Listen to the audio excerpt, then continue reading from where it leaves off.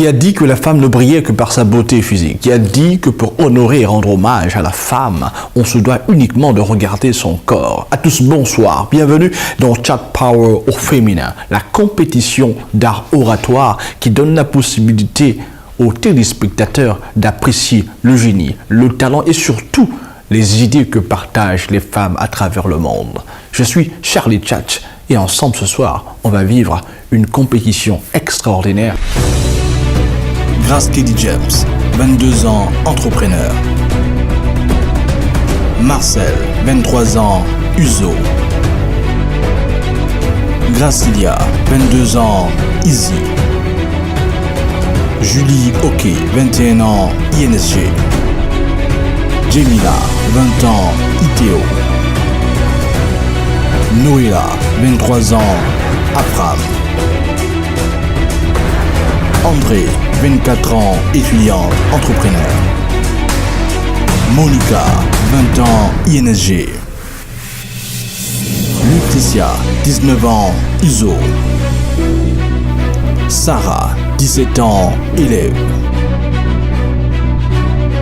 Foutou Binette, 19 ans, élève. Bonsoir l'Afrique, bienvenue à Libreville au Gabon pour cette belle finale du concours d'art oratoire au féminin avec 12 finalistes plus 2 lycéennes au talent incommensurable. Elles sont incroyables, elles savent parler, elles savent communiquer avec le public et ce jour, elles vont nous partager une finale de rêve. Où que vous soyez, au Sénégal, en Angola et même à Kinshasa. Vous êtes le bienvenu. Bienvenue à ce concours d'art oratoire retransmis en direct grâce à notre partenaire de taille qu'est Label TV. Mesdames, à présent, chers téléspectateurs, juste pour vous, vous souhaitez découvrir tous ces finalistes qui vont nous faire vivre une finale de rêve. Vous ne savez peut-être pas qui sont-elles. L'instant vous est donné de découvrir nos 12 finalistes. Si vous êtes prêts, je vous prie de faire un maximum de bruit pour regarder ces finalistes. Elles étaient au nombre de 57. Seulement 14 d'entre elles ont su séduire le jury. Elles savent parler. Elles savent communiquer avec le public. Elles sont douées. Elles sont incroyables. Nous sommes des femmes et nous sommes talentueuses, oui. Mais où est votre influence? Nous avons besoin des femmes qui n'ont pas besoin de mettre une mini-jupe pour se faire entendre. Je suis désolée. Osons entreprendre parce que nous le pouvons. Nous devons être des femmes de carrière. Soyons des femmes porteuses de vision. Une femme audacieuse, c'est quoi? C'est celle qui va dire à son mari, arrête cooking all day, arrête your mom. Ou bien c'est elle qui va dire, bon, on pète un câble, on met le noir, on met les couleurs, on met le blanc, tout dans la machine. Allez, on fait tourner. Qu'est-ce que l'audace? Quand on me pose la question, moi je vois une femme. Peut-on dissocier l'audace de la femme? Larousse définit l'audace comme étant la capacité à prendre des risques. Et ça, c'est le quotidien d'une femme. C'est bien beau. Les mèches brésiliennes, péruviennes, j'en passe, je connais pas tous les noms. Mais disons-nous, à quand la gabonaise? À quand la togolaise? Quand mettrons-nous la sénégalaise? Est-ce qu'il y en aura un jour? Vous savez, l'émancipation de la femme, c'est un combat idéologique. Parce qu'il est question de formater tous les paradigmes institués par la société et de recréer une nouvelle vision du monde dans laquelle hommes comme femmes auraient les mêmes libertés de choix, de conviction et j'en passe. J'ai 17 ans et demi, je suis en classe de terminale D et j'aimerais vraiment dire à ces femmes-là qu'elles peuvent faire plus qu'elles ne le pensent. Quand on parle de femmes audacieuses, on parle de cette femme qui se dépasse, de cette femme pragmatique, cette femme forte-là, qui n'a peur de rien, qui décide de faire et fait ce qu'elle veut. Robert Mugabe, ici, soulève un problème important. La femme africaine est trop artificielle. La femme africaine est en train de perdre son identité. L'émancipation, c'est d'abord quelque chose de personnel. C'est un état d'esprit. C'est un affranchissement personnel d'abord. L'émancipation de la femme, c'est d'abord cette mère qui commence à éduquer son fils et lui dire, écoute, tu es un homme, tu seras appelé à rencontrer une femme dans ta vie. Et la première chose que tu dois donner, c'est le respect et lui donner de la valeur. L'émancipation, c'est en fait le moteur qui permet à la société de se transformer, d'évoluer. Pourquoi Oprah Winfrey peut s'exprimer devant des millions de personnes et les influencer? Et en Arabie Saoudite, les femmes ne peuvent même pas descendre dans la rue juste pour se balader, qu'elle soit majeure ou pas. Pourquoi? Lorsque je vois une femme audacieuse, je vois une femme déterminée. Je vois une femme qui ose. Je vois une femme courageuse, une femme téméraire, intrépide.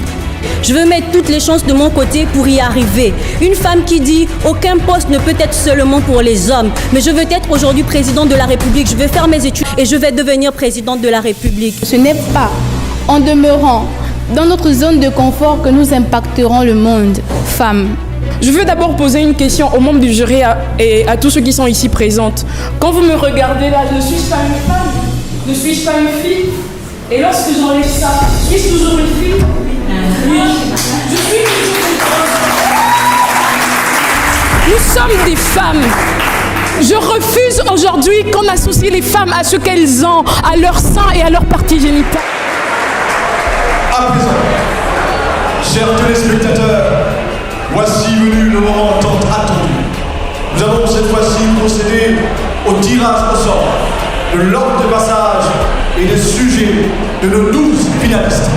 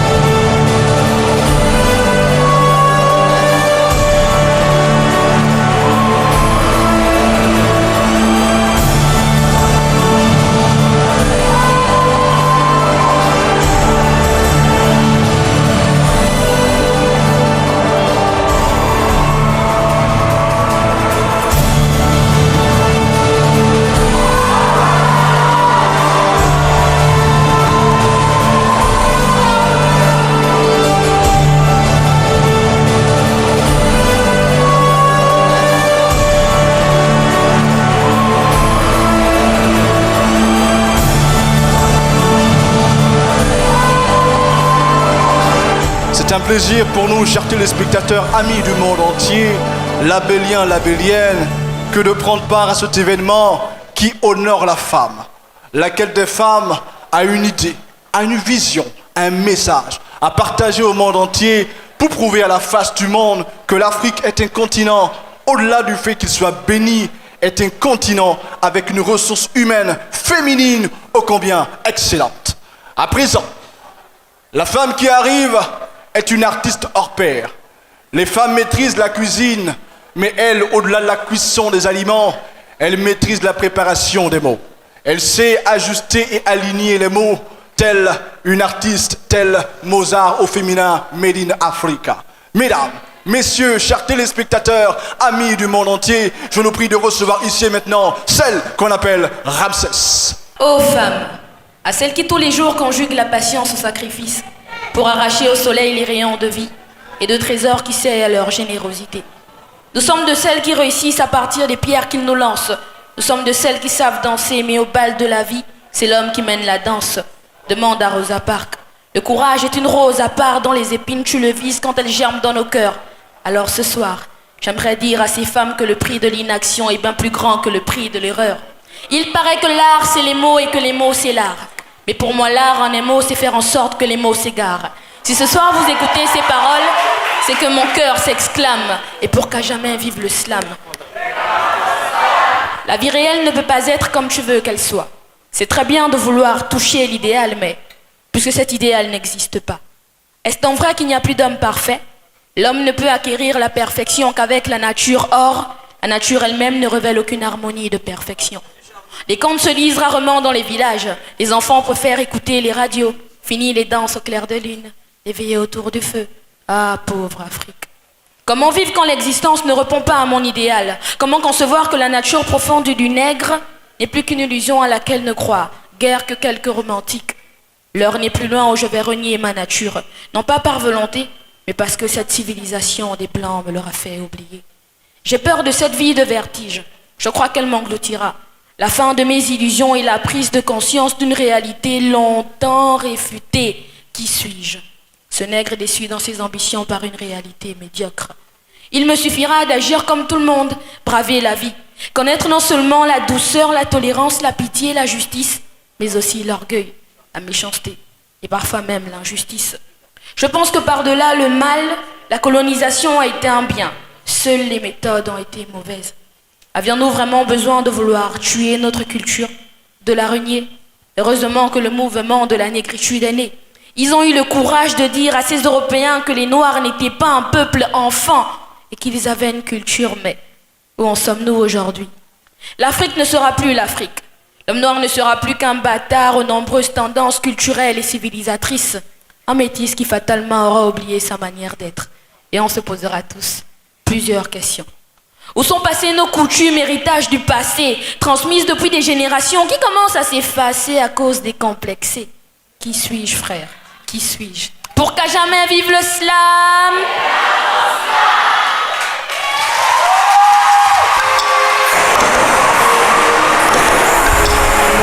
Ce micro, c'est évidemment pour les candidates. Et dans un laps de temps, elles vont devoir venir sur le pupitre, sur la scène, pour partager l'ensemble de leurs idées. Mais avant qu'elles ne partagent ces idées, quoi de mieux que de découvrir d'abord l'ensemble de ce qui, aujourd'hui, auront la lourde charge de départager toutes nos 12 finalistes. Et là, je m'en vais vous présenter les membres qui constituent ce jury. Vous le savez, nous avons monsieur Steve Anderson, qui lui est présentateur télé et pour qui je demande de faire un maximum d'applaudissements.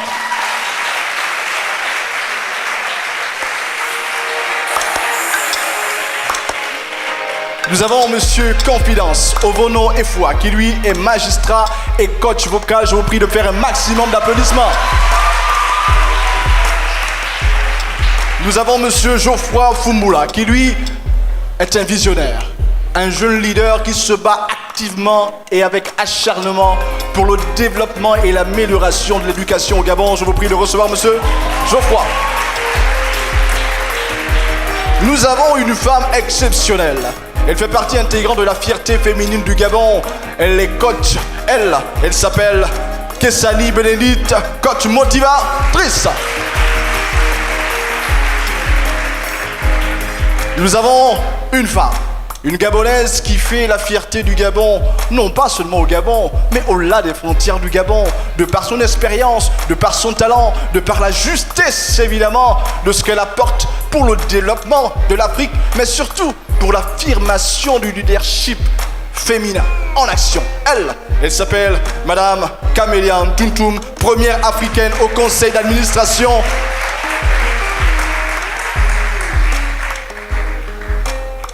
La femme que je m'en vais vous présenter est une femme qui aime le Gabon.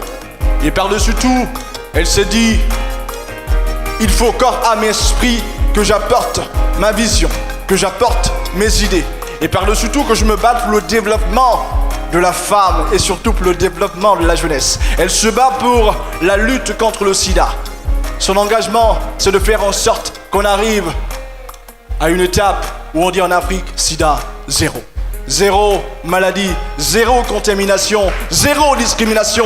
Mesdames, messieurs, je vous prie de recevoir ici maintenant la présidente du jury, Madame Françoise Ndaïsimié, directrice de l'ONU-SIDA au Gabon.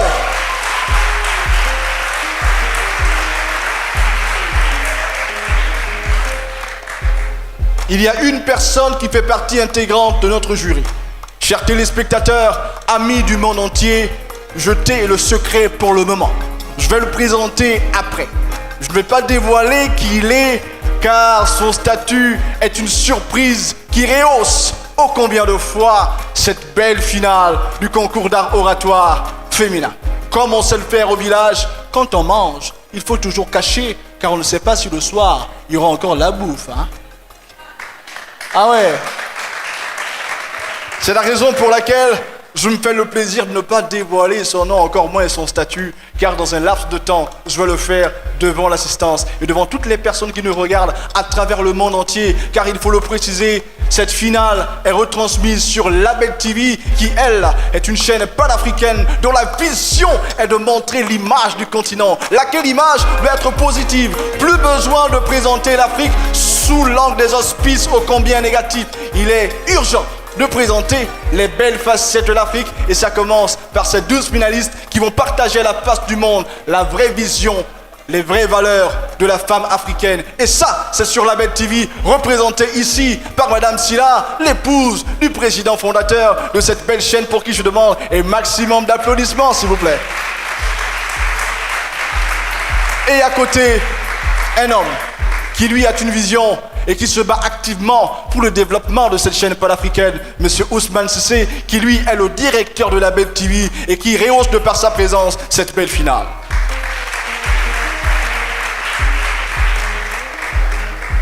Sur ce, mesdames, messieurs, distingués invités, chers téléspectateurs, amis du monde entier, partenaires de l'Afrique, je nous prie de recevoir ici et maintenant, sur ce pupitre, la première candidate de ce grand concours d'art oratoire au féminin à procéder à son speech sous vos applaudissements, s'il vous plaît. Bonsoir, chère assistance. Bonsoir, chers membres du jury. Je suis Nwinjeline Koma Urlaine Lucretia, étudiante en 2e année carrière juridique à l'Institut universitaire des sciences de l'organisation. Je vais vous entretenir sur le thème « La femme qui réussit est celle qui construit des fondations solides à partir des pierres qu'on lui a lancées ». D'aucuns définissent la femme comme cet être humain de sexe féminin. Néanmoins, au-delà de cet aspect basé sur le critère de sexe de la femme est un être à part entière, doté de capacités intellectuelles, de compétences, de courage, d'audace, qui fait preuve d'intrépidité et de témérité quelles que soient les situations. Dans notre société, la femme fait face à des regards, à des préjugés, à des moqueries.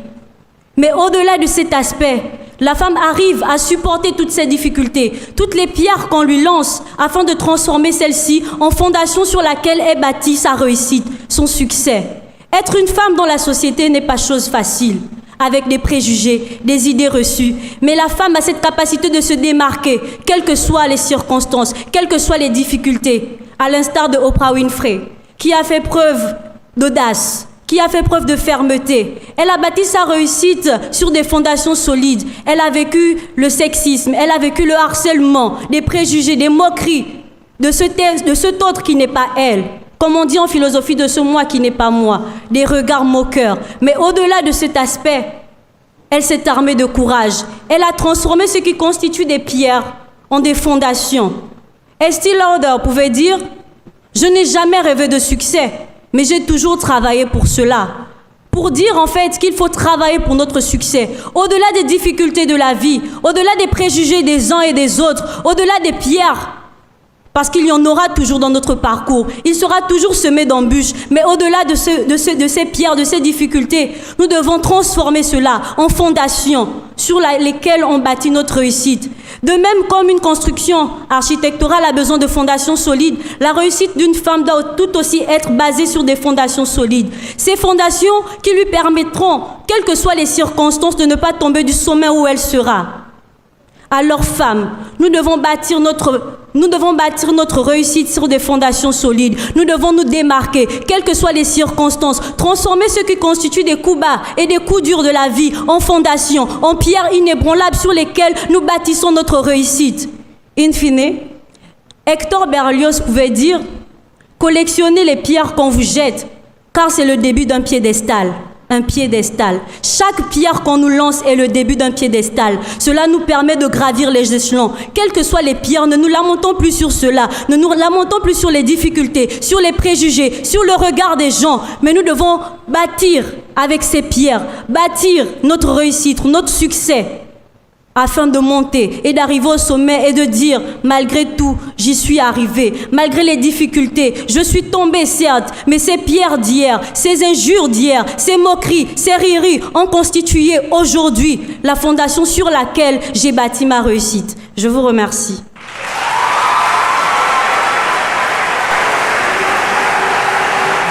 La finaliste numéro 2. Je m'appelle Baïna Elda Gracilia, étudiante à l'Institut supérieur d'ingénierie. Un homme, un jour, a décidé de créer un médicament. C'était un pharmacien à Atlanta. Il s'est mis en tête de créer un médicament qui pouvait être à la fois désaltérant, rafraîchissant et soigner en même temps les migraines de ses différents patients. Cet homme, par la force de son ambition, a fait plusieurs mélanges. Il a mélangé plusieurs compléments, plusieurs données, plusieurs ressources, mais n'a pas réussi à faire le médicament pour lequel il voulait faire. Il n'a pas réussi, mais il ne s'est pas arrêté là. Il a continué. Mais un jour, par le plus grand des hasards, il a réussi à faire une solution buvable, mais de l'eau gazeuse est rentrée à l'intérieur de cette solution. On s'est dit par là, lui-même s'est dit à ce moment-là que ce fut une grosse erreur. C'est ce qu'il s'est dit.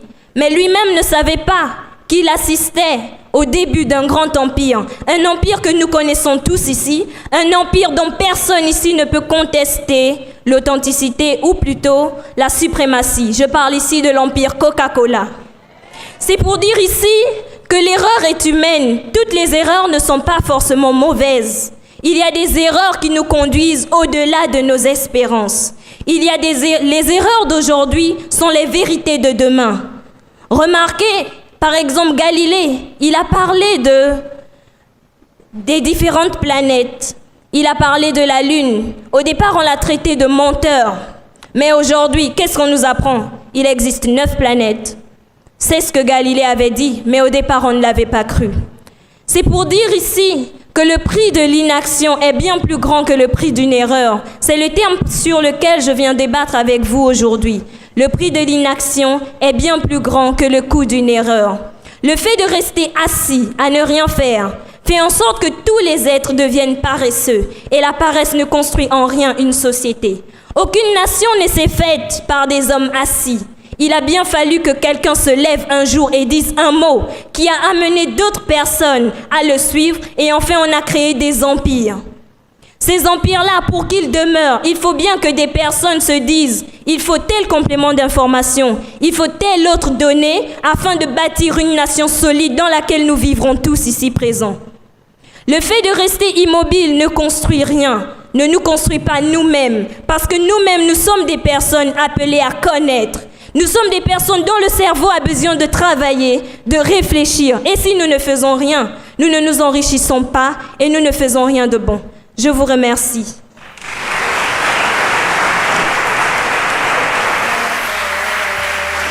Sans plus attendre, on reçoit la candidate numéro 3. La femme qui réussit est celle qui construit des fondations solides à partir des pierres qu'on lui a lancées. Mesdames et messieurs, chers membres du jury, chers invités, mesdames et messieurs, je vous présente mes respects du soir. J'ai l'immense honneur de me tenir devant vous pour vous entretenir sur la manière dont une femme peut surprendre, malgré son âge, sa nationalité ou son milieu social. Parce que oui, c'est cela dont il est question ici. La vie d'une femme est parsemée de défis dont être une femme est le plus grand.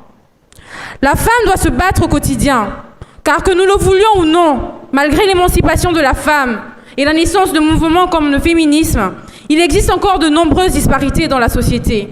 La femme doit se battre au quotidien.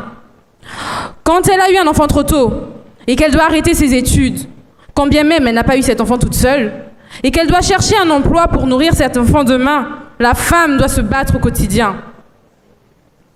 Quand bien même elle a un haut poste de responsabilité et que dans les entreprises, il existe une culture dite machisme, selon lesquelles, je cite, « les femmes doivent être plus performantes que les hommes », la femme doit se battre au quotidien. C'est le combat de nos mamans, de nos sœurs. C'est le combat de chacune d'entre nous ici présentes. C'est mon défi, c'est notre défi. C'est le combat d'une Malala. C'est le combat d'une Chimamanda. Dans mon propos introductif, j'ai parlé de Malala. Malala, du haut de ses 11 ans, s'est levée contre les talibans pakistanais. Elle a été victime d'attaques. Elle a été victime d'attaques terroristes qui lui ont valu une paralysie partielle. Elle a été traitée d'agent des États-Unis, créée de toutes pièces pour corrompre la jeunesse locale et propager la culture anti-islamique. Malala, 11 ans. J'ai également parlé de Chimamanda Ngozi Adichie, Cette féministe nigériane a plusieurs fois fait l'objet de critiques, selon lesquelles le féminisme n'est pas pour les femmes noires, qu'elle a plagié sa personnalité chez les Occidentaux et que son combat pour les femmes est inutile parce que, je cite, « ce n'est pas dans notre culture ». Ces deux illustres exemples montrent que ces femmes ont été minimisées, voire stigmatisées dans la société à cause de leur âge, leur opinion, de leur combat, de leur culture ou de leur nationalité. Néanmoins, au-delà de toutes ces oppressions, elles ont su aller de l'avant. Les talibans ont voulu me faire taire. Ils n'ont pas réussi. Ce sont là les mots utilisés par Malala. Le 12 juillet 2013, à l'ONU, lorsqu'elle prend pour la première fois la parole en public. Elle fait un plaidoyer sur l'accès à l'éducation pour les enfants pakistanais et obtient 2 millions de signatures. Elle est primée dans le monde entier. Elle reçoit un prix de l'université d'Harvard ou le prix Simone de Beauvoir, pour ne citer que ceux-là. Elle publie son autobiographie intitulée « Moi, Malala ». Elle n'était alors âgée que de 16 ans. Quant à Chimamanda, elle est aujourd'hui une écrivaine de renommée internationale. Son premier livre est primé par le Commonwealth Writer Prize. Son second roman obtient le prix Orange de la fiction. En résumé, tous les ouvrages de Chimamanda ont été primés et se vendent à des milliers d'exemplaires dans le monde. Elle continue son combat pour les femmes aujourd'hui et elle est l'une des plus grandes féministes de sa génération. J'ai pris l'exemple de ces femmes parce que malgré les controverses, les critiques et les oppressions, elles sont allées de l'avant pour construire quelque chose de plus grand. Femme, certaines personnes mettront des pierres sur ton chemin. À toi de décider ce que tu en feras. Construire un mur ou construire un pont. Mais sache une chose, tu es l'architecte de ta vie. Je vous remercie. Cette fois-ci, chers téléspectateurs, amis du monde entier, je nous prie de recevoir ici et maintenant la candidate suivante. Croyez-vous à votre impact individuel? Chaque jour, nous sommes confrontés à des situations que nous trouvons injustes, qui nous choquent et nous révoltent. Chaque jour, il y a ceux-là qui parlent de monter de tonnes de projets qui ne voient jamais le jour. On dit que le prix de l'inaction est bien plus grand que le coût d'une erreur. Mais la pertinence de ce propos dépend de son contexte. Par exemple, sur le plan professionnel et intellectuel, on n'a généralement aucune récompense lorsqu'on ne pose aucun acte. C'est tout à fait normal, vu que si tu dors, ta vie dort. C'est aussi simple que ça. On nous dit généralement qui ne tente rien à rien, cessant de dormir. L'idée ici est que si on n'ose pas se lancer, on n'obtiendra rien. Et laissez-moi vous dire que le seul endroit où le mot succès vient avant le mot travail, c'est dans le dictionnaire et nulle part ailleurs. Sortons de nos zones de confort. Nous avons le pouvoir de nous démarquer. Cessons d'hésiter. Le doute n'a pas sa place. Parfois, il ne faut pas être trop raisonnable. Il faut agir pour pouvoir faire évoluer le monde. Si une personne assiste par exemple à une injustice et n'ose rien dire, il est tout aussi coupable que la personne qui pose l'acte. Car la connaissance engage la responsabilité. Thomas Sankara pouvait dire généralement que la pire des choses, c'est pas la méchanceté des gens mauvais, mais le silence des gens bien. L'inaction n'a aucun prix, si ce n'est... Excusez-moi. L'inaction n'a aucun prix. Merci encore. Merci. Le prix de l'inaction, c'est que nous n'avons aucune récompense. Le prix de l'inaction, c'est la culpabilité. Et la culpabilité est une souffrance psychologique que l'on porte à l'intérieur de soi pour avoir manqué à un acte. Or, le prix de l'erreur ici, c'est l'échec. Et l'erreur est humaine. Avec l'échec, nous avons la possibilité de nous renouveler. Parce que l'échec peut aussi, dans une moindre mesure, être la clé du succès. Ce que je vais vous demander ce soir, c'est de ne pas oser pour oser. Parce que ce ne sont pas toutes les erreurs que nous pouvons rattraper.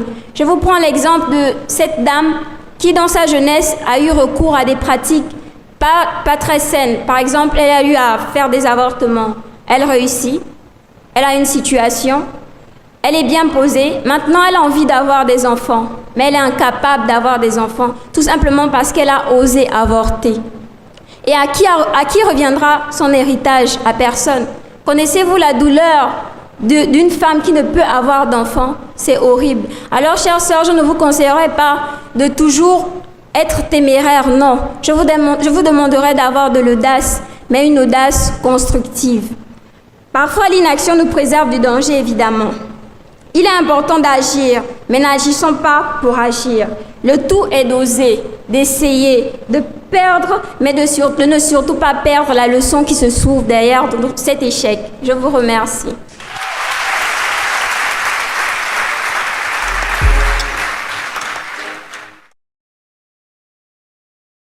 On va recevoir ici et maintenant une autre finaliste qui, elle aussi, est sensationnelle, comme l'ensemble de ses collègues ici présents. Donc, si vous êtes prêts, mesdames, messieurs, distingués invités, chers téléspectateurs, amis du monde entier, labelliens, labelliennes, recevons comme il se doit la prochaine candidate.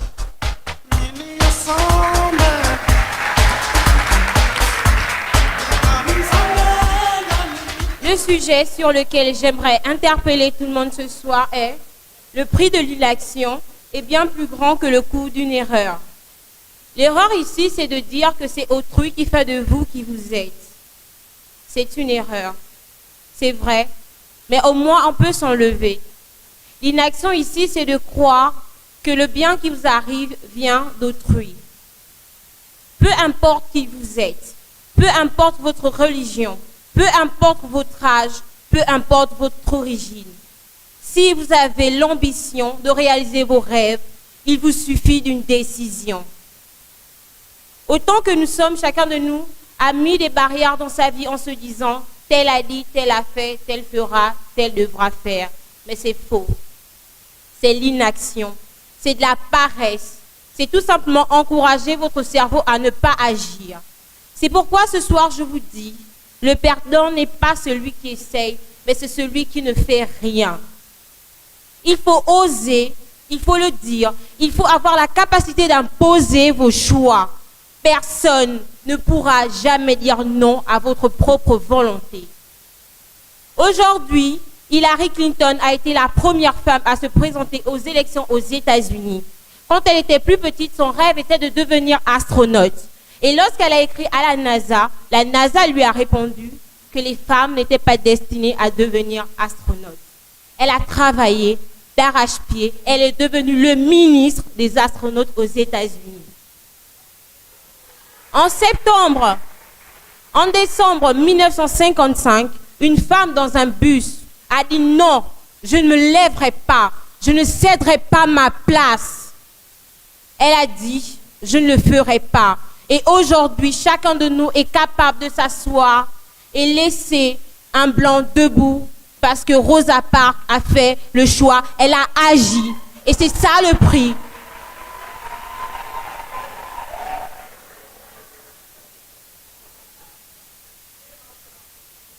J'aimerais interpeller la conscience de chacun de nous et dire, le pain de ton voisin ne sera jamais ton pain. Dormir jusqu'à 6 heures te donnera jamais du boulot. Penser sans agir, tu n'auras jamais rien.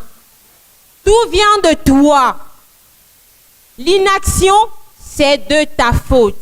C'est pas la peine d'aller laver le corps, c'est pas la peine d'aller voir les marabouts, c'est de ta faute. Les empires sont nés des erreurs.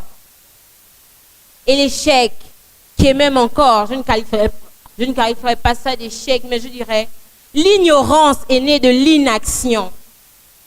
C'est pourquoi je continue et j'encourage à dire que le prix de l'inaction est bien plus grand que le coût d'une erreur. Je vous remercie. Sur ce, chers téléspectateurs, à présent, recevons la prochaine candidate. Mais avant, pendant qu'elle vient, je réitère, il y a le vote du jury. Tout à l'heure, nous avons eu la candidate numéro 1, la candidate numéro 2, la candidate numéro 3, la candidate numéro 4 et la candidate numéro 5. Il reste d'autres candidates. À la fin, vous devez choisir qui recevra le prix du jury. Mais avant, recevons la finaliste suivante.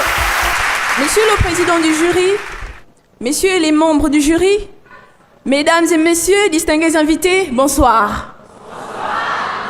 Alors ce soir, je me présente, je suis Mademoiselle Asengonongwe Djemila, étudiante en génie informatique à l'Institut des technologies de Vendo, en abrégé ITO. Ce soir, je vais vous entretenir sur le thème numéro 2. Le prix de l'inaction est plus grand que le coût d'une erreur.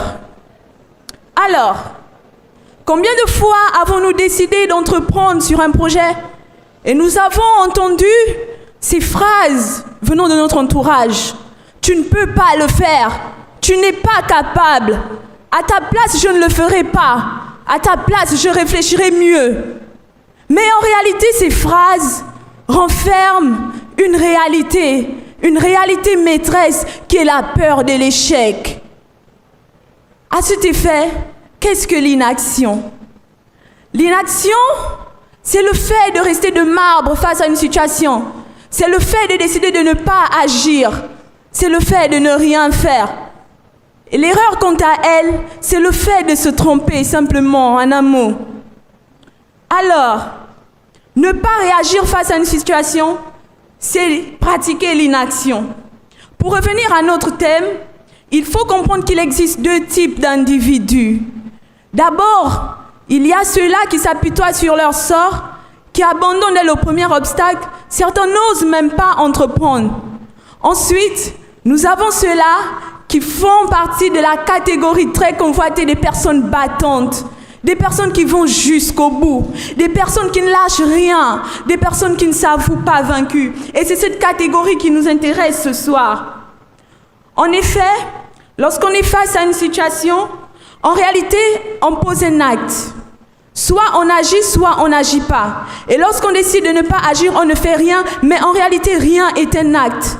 Et c'est l'acte le plus grave et le plus destructeur qui soit. Parce que lorsqu'on ne fait rien, il y a plusieurs conséquences qui peuvent subvenir. Alors je m'en vais tout de suite partager une expérience avec vous que j'ai eu à vivre l'année dernière. Un jour comme ça, j'ai organisé un micro-trottoir. J'ai demandé aux mamans spécialement si elles parlaient de sexualité à leurs enfants. Il y a une qui m'a répondu. Elle m'a dit, moi, ma fille à l'âge de 13 ans, elle était puberte. Et j'ai remarqué qu'elle avait un comportement inhabituel. Alors j'ai commencé à lui parler de certaines choses pour éviter le pire. Une autre maman m'a surprise par sa réponse. Elle m'a dit, ma fille, il y a des sujets qu'on n'aborde pas avec les enfants parce que c'est gênant. Mais dites-moi, lorsque votre fille de 14 ans vous ramène une grossesse, ça c'est pas gênant? Lorsque votre enfant est renvoyé de l'école parce qu'il a été surpris avec des stupéfiants, ça c'est pas gênant? Lorsque votre enfant, un enfant de 10 ans, poignarde son camarade à cause de 100 francs, ça c'est pas gênant? Alors pourquoi nous refusons d'aborder ces sujets-là? Pourquoi nous choisissons l'inaction? Pourquoi nous choisissons de ne pas agir? Ces deux mamans sont l'exemple parfait qui illustre les deux personnes que j'ai décrites ce soir. Des personnes qui agissent et celles qui n'agissent pas. On dit souvent que celui qui tombe plusieurs fois est plus fort que celui qui n'est jamais tombé. Mais pourquoi on le dit? Tout simplement parce que lorsque tu tombes, tu te rapproches peu à peu de la victoire. Parce que tu feras beaucoup plus attention à là où tu mets tes pieds la prochaine fois. Alors que celui qui n'est jamais tombé, il ne sait pas à quoi s'attendre. Dès le premier obstacle, il va abandonner. D'ailleurs, ne dit-on pas que la plus belle réussite, c'est celle qui s'obtient après plusieurs efforts, après plusieurs tentatives, après plusieurs échecs. C'est la meilleure réussite, c'est celle-là qu'on savoure jalousement. N'ayons pas peur d'agir, n'ayons pas peur d'entreprendre, n'ayons pas peur de faire des erreurs. Servons-nous de ça, ça doit être pour nous une force pour aller de l'avant. Ne laissons plus les autres décider pour nous parce que, on le sait, un penseur philosophe a dit « Autrui est le médiateur indispensable entre moi et moi-même. » Et c'est dans ce sens que le regard d'autrui me vexe, me chosifie et me couvre de honte. Et beaucoup font de ça une loi. Mais moi, je dis non à cela ce soir. Choisissons l'action au détriment de l'inaction. Ainsi, nous irons de l'avant parce qu'en chacun de nous, il y a un champion qui sommeille. Je vous remercie. À présent, chers téléspectateurs, on va recevoir la candidate suivante sous vos applaudissements, s'il vous plaît. Bonsoir à tous. Je suis Rembundu Nana Grace Monica, étudiante en 3e année de licence, et je vais vous entretenir ce soir sur la thématique suivante. Le prix de l'inaction est bien plus grand que le coût d'une erreur. Cette assertion résume les choix que nous opérons lorsque nous faisons face à des situations quotidiennes. C'est une introspection. Cette thématique est une phrase de Meg Whitman, élue en 2004 première femme d'affaires au monde par le magazine Fortune. Son arme pour conquérir le monde de l'entrepreneuriat a été son mental, parce qu'il lui a donné la capacité de se déconnecter de ses peurs et croyances limitantes afin d'arborer une vision en phase avec le droit à l'erreur, le courage d'agir et le sentiment de satisfaction que procure l'action récompensée. Une erreur doit pouvoir susciter en nous la hargne, le zèle, le travail acharné qui nous mènera au succès. Nelson Mandela était atteint de surdité, mais cela n'a pas été une cause de désistement. Lorsqu'il a été emprisonné, son combat contre l'apartheid a perduré parce que son premier allié était une femme, Winnie Mandela. Elle n'a pas douté de ses capacités. Elle s'est dit, je peux le faire et je vais motiver les populations opprimées. Elle l'a fait avec ses tripes, sa force, son courage. Elle n'a pas douté de ses capacités de leader. Elle a dû s'imposer au milieu d'une multitude d'hommes révoltés. Mais elle l'a fait parce qu'elle savait exactement ce qu'elle voulait, qui elle était et où elle voulait arriver. Pourquoi l'inaction ? Parce que nous avons consciemment ou inconsciemment l'habitude de nous auto-flageller, de nous sous-estimer. Dans flageller, nous avons géol qui signifie prison. Nous vivons dans un monde sensible, environné par la crainte et alimenté par la répression à l'action, à la réalisation. Sortir de cette caverne, c'est accéder à un monde de lumière, d'expérience, de connaissance, symbolisé par l'action, la réalisation, l'initiative. Femme audacieuse, tu dois impacter. Femme influence, tu dois enseigner. Tu peux influencer. Femme africaine, tu dois exporter ta culture. Femme émancipée, tu dois te valoriser. Personne ne le fera à ta place. Nous sommes les propres actrices de notre échec. Parce que nous nous sous-estimons, nous avons peur. La peur de l'échec nous paralyse. La légende du phénix dit qu'il se relève de ses cendres. Nos cendres ici sont le sentiment d'humiliation. La peur qui émane du qu'en dira-t-on, l'oppression, la colère, la tristesse, la déception due à l'échec. Mais non, je dis non. Je suis une femme, moi je suis une femme. Je suis pour l'initiative, je suis pour la réalisation. Moi j'apprends à consumer les peurs qui me paralysent. J'apprends à me relever de mes cendres. J'apprends à expérimenter l'échec. Oui.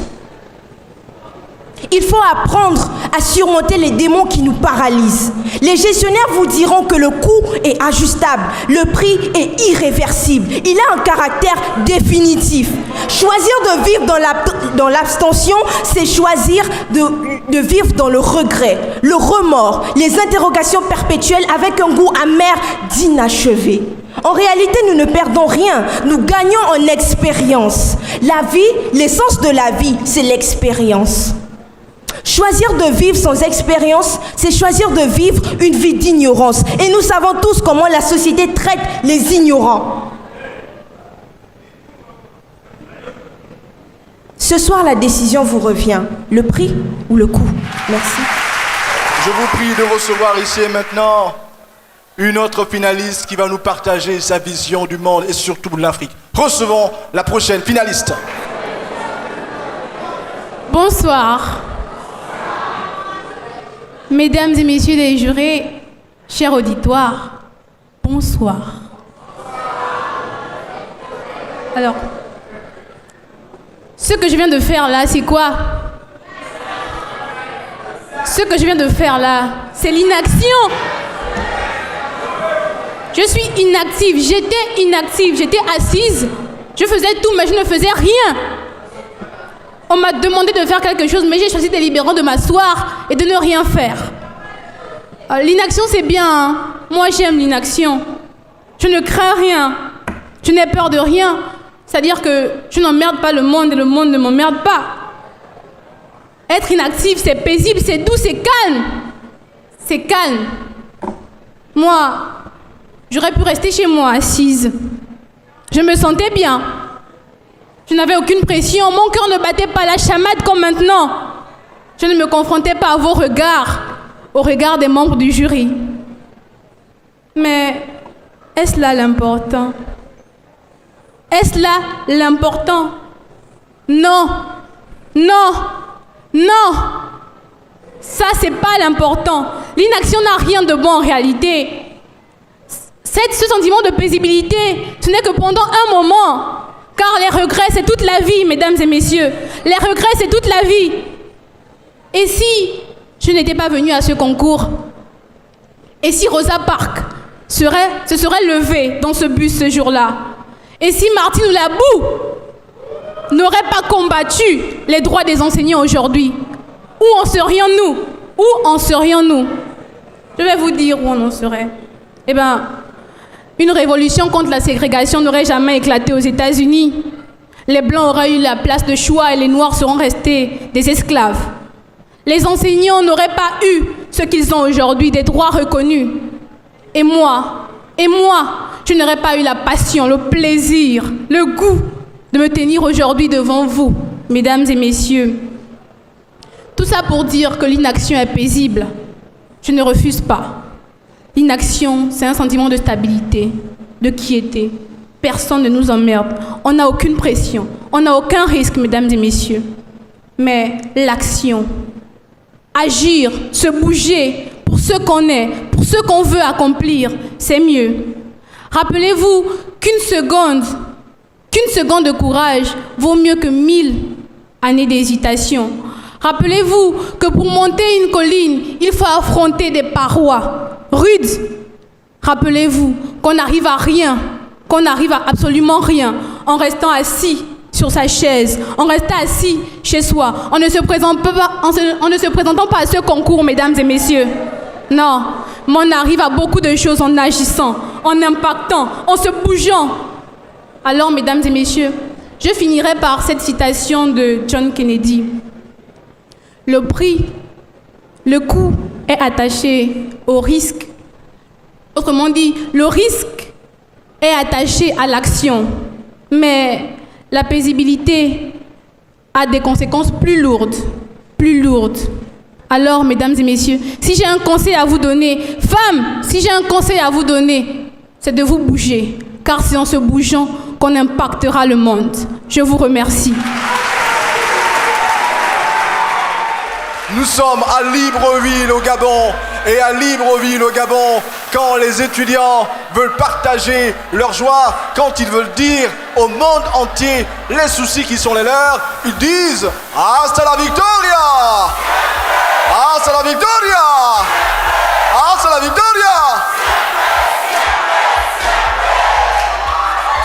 Ah oui, maintenant que toutes les femmes visent la victoire, parce que toutes ces femmes sont rayonnantes, parce que toutes ces femmes sont intelligentes, chers téléspectateurs, de là où vous êtes, je vous prie de recevoir la prochaine finaliste. Bonsoir mesdames et messieurs, bonsoir chers membres du jury. Je suis mademoiselle Ovinazwe Mallory et mon thème est le prix de l'inaction est bien plus grand que le coût d'une erreur. Tout simplement, j'ai fait un constat. C'est que la plupart d'entre nous, nous avons peur. Nous avons peur. Et parce que nous avons peur, nous voulons tout de suite agir. Nous nous lançons dans l'action et nous commençons à faire plein de choses juste pour agir, pour ne pas être dans la catégorie des personnes qui n'agissent pas. Maintenant, laissez-moi vous définir l'inaction selon moi. Je pense que l'inaction, c'est lorsqu'on agit au mauvais endroit. On est trop pressé à vouloir agir. Mais es-tu au bon endroit? Es-tu à ta place? Es-tu là où tu es censé être? Peut-être que le monde a besoin que tu te lèves et que tu commences à agir dans ton secteur. Arrête d'agir parce que tu as peur. Mais agis plutôt, parce que c'est un appel, parce que c'est une vocation. Tout simplement ce soir, je voulais tout simplement partager cette pensée-là. C'est que la plupart des gens se moquent de ceux qui vont dans la direction contraire. Mais en général, c'est des personnes qui sont des leaders, c'est des personnes qui ont une vision et qui sont motivées par quelque chose que personne ne comprend. Souvent, ils sont confrontés à quelque chose qu'on connaît tous, l'échec. Et ce que j'aime avec l'échec, c'est que c'est un excellent formateur. L'échec révèle ce qu'il y a à l'intérieur de toi. L'échec te pousse à te surpasser et à montrer plus que tu ne pouvais l'imaginer. J'aime l'échec parce que ça me permet de m'améliorer. J'aime l'échec. J'aimerais dire à quelqu'un maintenant, stop. Commence à réfléchir. Arrête d'agir dans tous les sens. Tu es dans l'inaction car tu ne fais pas ce pourquoi tu as été créé. Commence à faire ce pourquoi tu es destiné. Manifeste ton plein potentiel. Éblouis-nous et montre-nous ce qu'il y a à l'intérieur de toi. Il y a 2 sortes d'actions. Agir pour agir et agir pour avancer, pour se réaliser et pour jouir de la victoire. C'est cette action-là que l'on recherche. J'aime bien cette phrase de Jules César qui a pu dire « À vaincre sans péril, en triomphe sans gloire ». La victoire est bien plus belle lorsqu'on a vécu des échecs. La victoire est bien plus belle lorsqu'on a un beau parcours derrière nous. Tout simplement, ne nous précipitons pas à agir, mais agissons là où nous devons agir. Je vous remercie. Cette fois-ci, chers amis, je nous prie de recevoir ici et maintenant la prochaine finaliste qui va partager l'ensemble de sa vision. C'est tout de suite et c'est maintenant. Chers membres du jury, distingués invités, bonsoir. La femme qui réussit est celle qui construit des fondations solides à partir des pierres qu'on lui a lancées. C'est le sujet que je vais traiter ce soir. Et lorsque je l'ai eu, je me suis demandé, c'est quoi une femme qui réussit? C'est quoi construire des fondations solides? Et c'est quoi ces pierres? Et j'ai compris, dans le dictionnaire, on dit que réussir, c'est faire quelque chose de grand, dans le dictionnaire Ozu. Et j'ai pu voir que la femme qui réussit est une femme accomplie, une femme qui se réveille chaque matin avec un sourire sur son visage, même lorsque c'est difficile. Les pierres, c'est quelque chose, c'est cette capacité qu'elle a à transformer quelque chose, à faire quelque chose de grand avec les opportunités qu'elle saisit chaque jour. Et les pierres, ce sont les calomnies, les violences qu'elle subit chaque jour. Et j'ai pu voir pendant mon questionnement mon petit voisin qui joue avec des pierres et je lui ai demandé de m'en lancer quelques-unes pour que je puisse comprendre. Il m'en a lancé la première. La première, je l'ai reçue et j'ai crié « Aïe, tu me fais mal !» Et la deuxième, je l'ai esquivée et je me suis sentie maligne. Lorsqu'il a lancé la troisième, j'ai dit « Essaie, tu te crois malin ?» Il a lancé la troisième pierre et je l'ai saisie et j'ai compris 3 choses. La femme qui réussit et qui construit à partir des pierres qu'on lui a lancées est cette femme sage qui voit le danger venir de loin, cette femme sage qui discerne, qui sait où elle vient, cette femme qui se lève et qui dit oui, je les ai reçues, mais j'avance. Et la deuxième chose, c'est qu'elle saisit les opportunités. Parce que j'ai vu la pierre venir, je les attrape et je les saisis.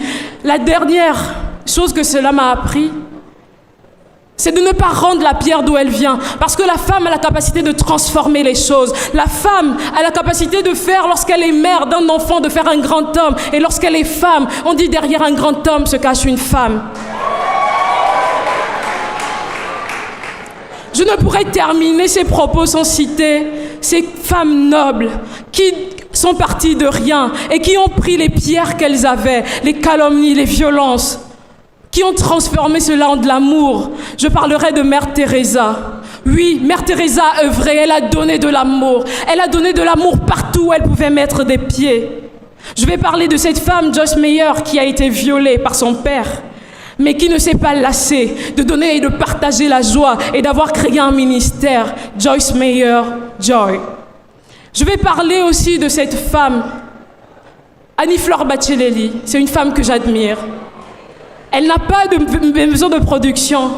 Mais elle a pu conquérir le monde. Elle a pu remplir des salles, l'Olympia de Paris, par sa voix. Je veux parler de ces femmes qui ont le courage et la force de saisir les opportunités et de les transmettre. Oui, nous sommes des femmes qui reçoivent des coups tous les jours. Le fait d'être née femme est déjà stigmatisé. Oui, mais cette femme qui prend le courage de se dire « je me lève, je ne suis pas ce que l'on dit de moi », mais qui prend ses pierres, qui prend ces choses néfastes qu'on lui dit et qui les saisit pour en faire quelque chose de grand. Ce sont les femmes que je vois ici présentes. Ce sont les femmes qui vont comprendre ce soir que l'on peut recevoir des coups durs. On peut recevoir aussi des fleurs, mais on les transforme parce qu'on aime, parce qu'on a de la rage, parce qu'on sait ce qu'on veut. Je vous remercie.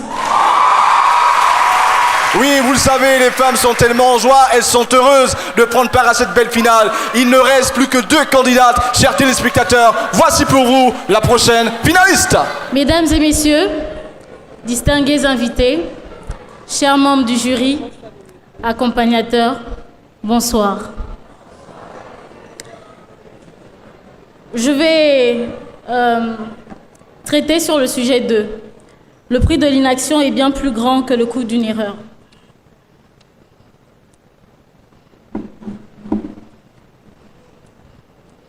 Nous sommes le 2 mai 2018, finale du concours oratoire Charles Duchat.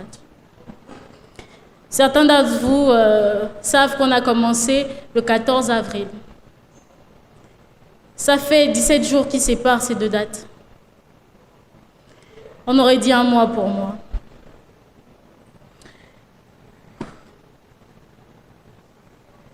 Il n'en reste que 12. On nous a dit, quand on s'est inscrit, là, il va rester que 12 personnes. À la finale, tu fais ton thème et puis c'est terminé. C'est pas comme ça que ça s'est passé. C'est pas du tout comme ça que ça s'est passé. L'une des concurrentes, Yoella, a tellement bien parlé que quand elle a terminé, le jury lui a demandé « C'est quoi ta page Facebook ?» Dès qu'elle a dit Mfuru Dawangi, les candidats ont sorti leur téléphone et ont commencé à liker la page. Ramsès, une autre des candidates, a tellement marqué les cœurs que quand elle a terminé, on lui a dit « Toi, tu vas venir pour faire une prestation ici. » 2 lycéennes ont si bien parlé qu'on leur a dit « Vous viendrez pour concourir pour un autre prix. »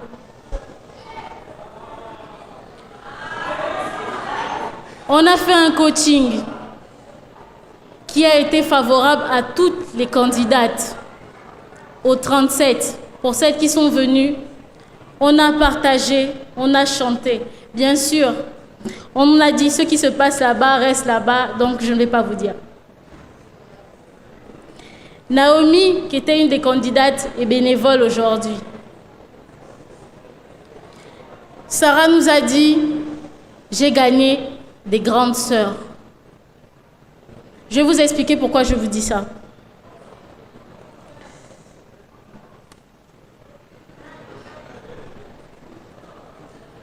Aucune de nous n'aurait eu cette occasion si on était resté chez nous. Si on n'était pas venu et qu'on ne s'était pas donné comme on s'est donné, aucune de nous n'aurait eu la possibilité de vivre cette expérience. Quand je me retourne vers les 12 qui sont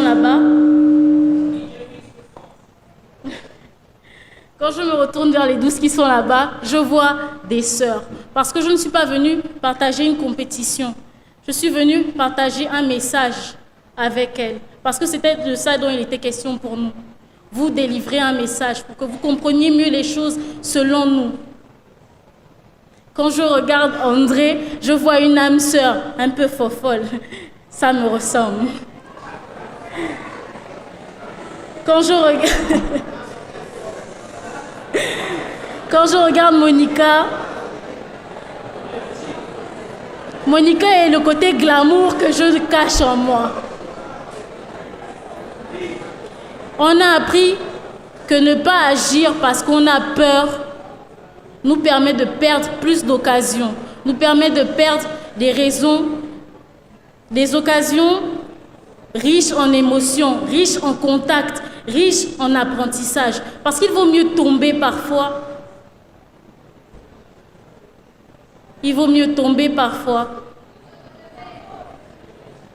pour mieux se relever.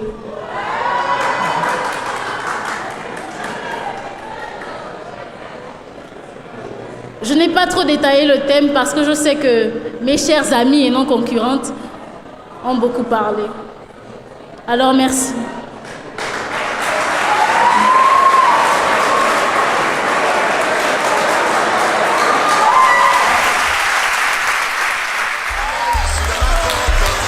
Et voilà, chers téléspectateurs, c'est l'ambiance du concours d'art oratoire au féminin, c'est la solidarité, c'est la cohésion et c'est l'amour. Maximum d'applaudissements, s'il vous plaît.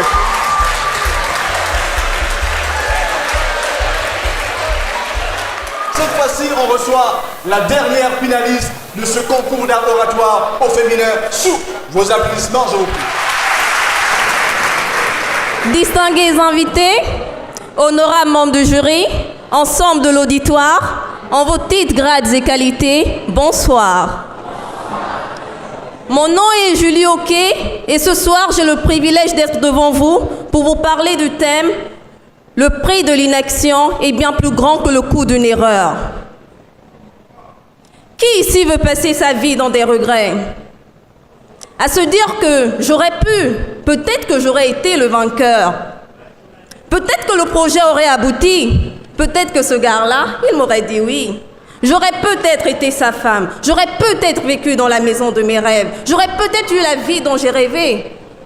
Si seulement j'avais osé essayer. Si seulement j'avais osé marquer le pas. Qui veut cette vie de regret? Personne. Alors oui, c'est clair que le prix de l'inaction est bien plus grand que le coût d'une erreur. Parce que l'inaction nous assujettit au regret, aussi je savais. On passe une vie entière dans l'incertitude, à ne pas savoir ce qui aurait pu arriver, si au moins on avait tenté. L'inaction, c'est rester passif, dire non à la vie et attendre que tout nous tombe du ciel. Vous savez, Ellen Johnson disait, si vos rêves ne vous font pas peur, c'est qu'ils ne sont pas assez grands. Alors oui, c'est normal que vous ayez peur du résultat de certaines de vos entreprises. Mais osez dépasser cette peur, outrepasser-la. Ce n'est qu'un mirage. Et surtout, voyez l'échec comme un outil d'apprentissage, un essai. Plus même, faites de l'erreur votre leitmotiv, la condition, l'essence de votre rage d'y parvenir. Vous savez, dans cette vie-là, tout le monde échoue au moins une fois.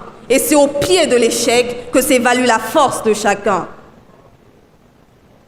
Alors, osez entreprendre, osez accomplir vos rêves, peu importe ce qu'il en découlera. Gardez bien cette phrase de Mandela en tête. On ne perd jamais. Soit on gagne, soit on apprend. Et surtout, l'un des plus grands échecs est de ne jamais essayer quelque chose, disait Michael Jordan.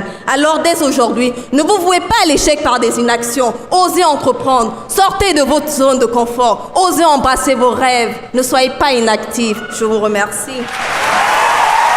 Nous avons assisté à la prestation des 12 finalistes de ce concours d'art oratoire. Nous demandons au jury de bien vouloir se retirer pour délibérer, car parmi les 12 finalistes, le jury doit choisir 6. Nous aurons une très belle finale entre deux jeunes filles. Une vient de Kouaben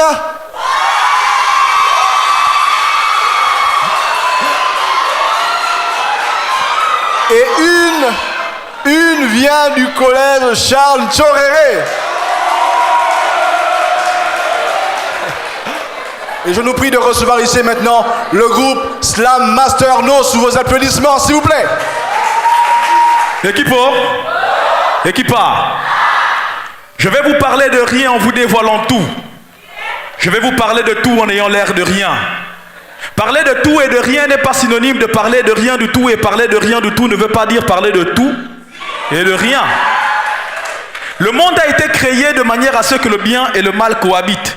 C'est grâce au bien et au mal que le monde trouve son équilibre.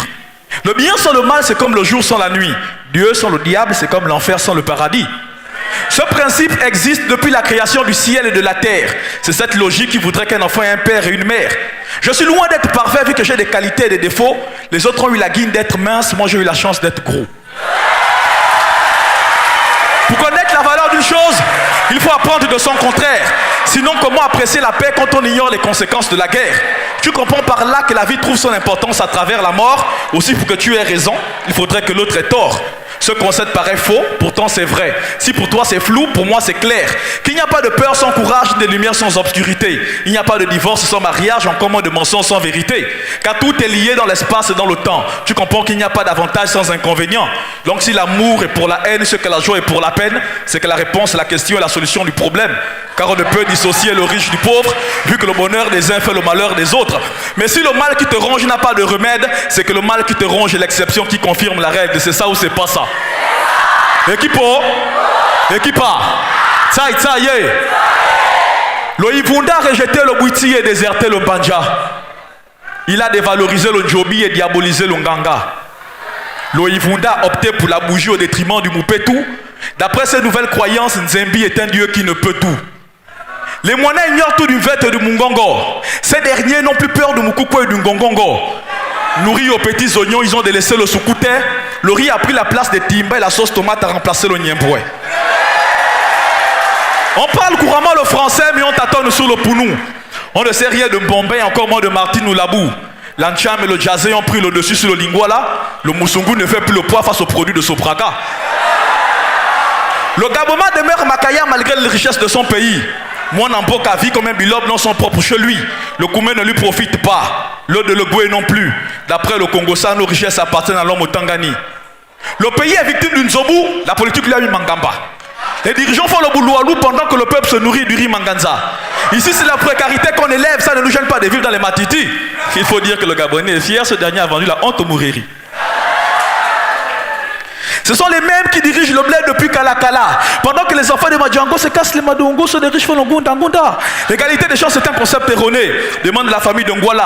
La lutte contre la pauvreté ne nous a jamais profité. Renseigne-toi chez mes frères Makaya. À défaut de donner le badge, tu peux toujours signer dans une tontine mystique. Tu comprends pourquoi Sogacho m'emploie plus de diplômés que la fonction publique. Ici c'est d'abord moi disant, car la compétence n'a pas sa place. Ce n'est pas par conviction, mais pour les miens que beaucoup adhèrent au parti de masse. La précarité a fait de mes soeurs des tués de mes frères de Koulmanjos. La jeunesse est sacrée. Cette phrase reflète ce que les miens appellent les mavovos. Car ici on a pour loisir les telenovelas sur le Dikoudou, le Congosais, le Bouloualou, le Dingibé, le Tampi, le Dimbougué, les choses impolies. Avant c'était le Rundu, les jeux de cuir, le Chang. À cette époque c'était la Bastille du Violus dans une mauvaise posture, le boss de Kang. Aujourd'hui on fait dans la Bamboula. Voilà pourquoi tu nous vois ici et là comme des dendendende. Les frangines ont troqué le Maniou contre le Kwanza. Elles portent la brésilienne pour cacher les bonbons viens. Tsaï tsaïe.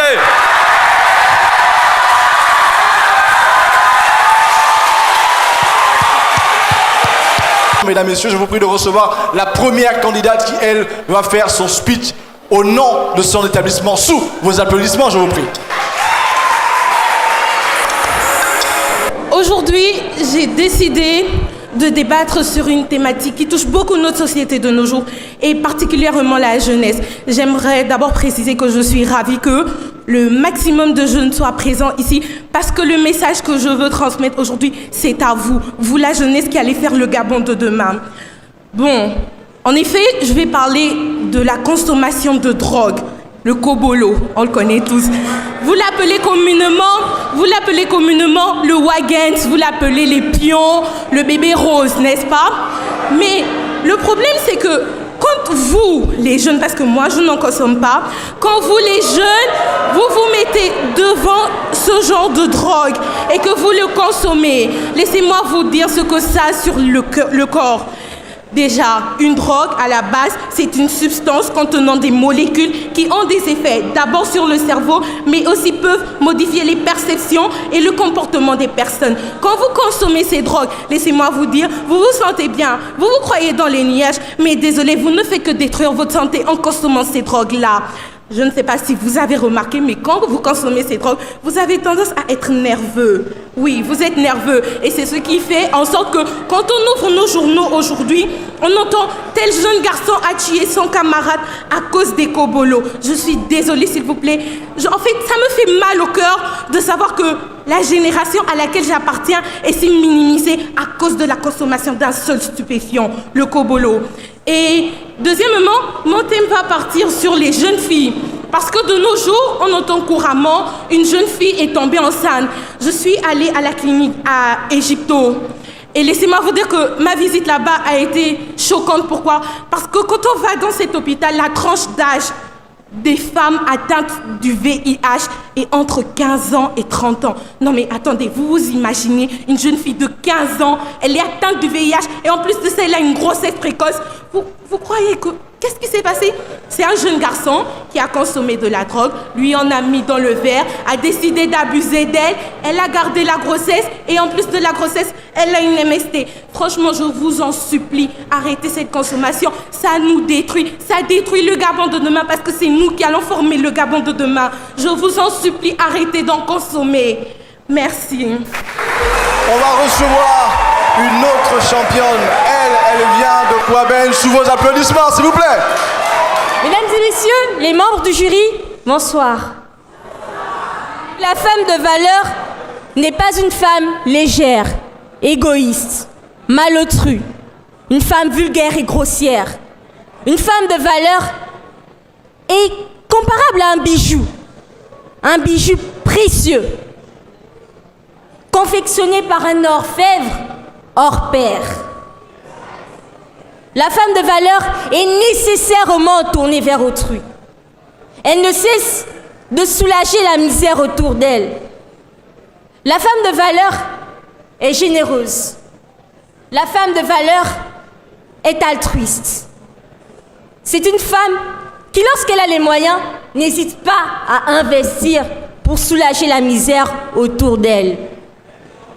Edith Lissibongo Ondimba était une femme de valeur. Parce que être une femme de valeur ne se limite pas à être la petite boniche à côté de son époux. Non. Une femme de valeur, c'est une femme qui s'engage pour les combats qui font avancer sa société. On peut en citer quelques-unes dans l'amélioration des conditions de la femme dans notre pays. Paulette Missambo, Madame Angeline Goma, et avant elle, Madame Rose Francine Rongombe. C'était des femmes qui ont su penser à autrui. Madame Edith Lissibongo Ondimba était d'ailleurs appelée la dame de cœur, la dame au grand cœur. Alors, mes jeunes sœurs, arrêtons de nous dire qu'une femme de valeur est une femme qui vend des t-shirts marqués Bonobo après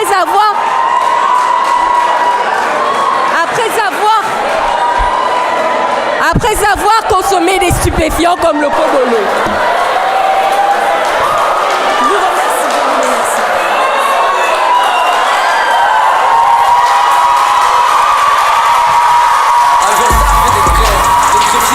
Ce premier passage de nos 12 finalistes plus nos 2 lycéennes. Maintenant, on va procéder à la première délibération de ce concours d'art oratoire au féminin. Et pour l'heure, je nous prie de recevoir ici et maintenant les 12 finalistes du concours d'art oratoire au féminin à nous rejoindre sur la scène, s'il vous plaît. Merci d'applaudir.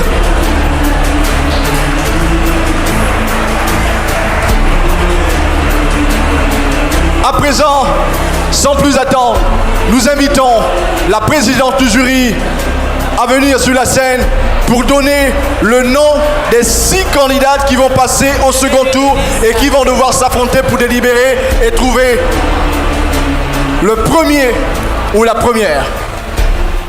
Bonsoir à tout le monde. Je vous remercie. Je remercie d'abord et je félicite tous les candidates. Je dirais que les 12 ont été très très bien méritantes. D'abord, la première chose, c'est qu'ils ont pu être ici. Je me dis qu'ils sont passés à beaucoup d'étapes. Maintenant, je ne vais pas laisser beaucoup de suspense parce que je suis sûre que tout le monde voudrait savoir qui est premier, qui est dernier. Il n'y a ni premier ni dernier. Mais on a choisi les 6 meilleurs. Et là, je vais aller non pas par ordre de mérite, mais surtout pour les 6 que nous avons sélectionnés. Il y a d'abord Madame Mongola André.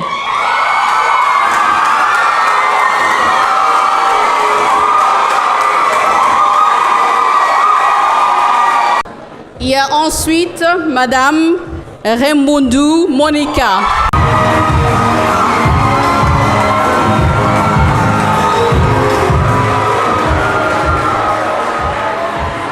Il y a ensuite Madame Avomemba.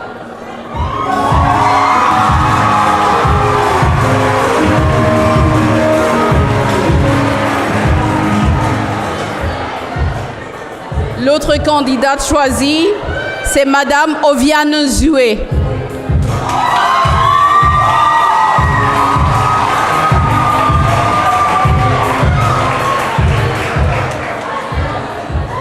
La 5e candidate, c'est Madame Ok Julie.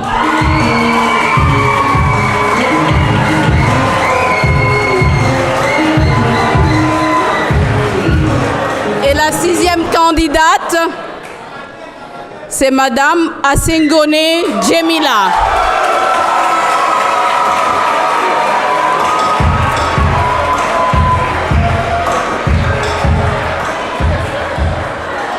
Voici les 6 candidates. Les 6 restants ne sont pas des méritants parce que ça a été difficile de les départager. Merci. Carla, s'il vous plaît.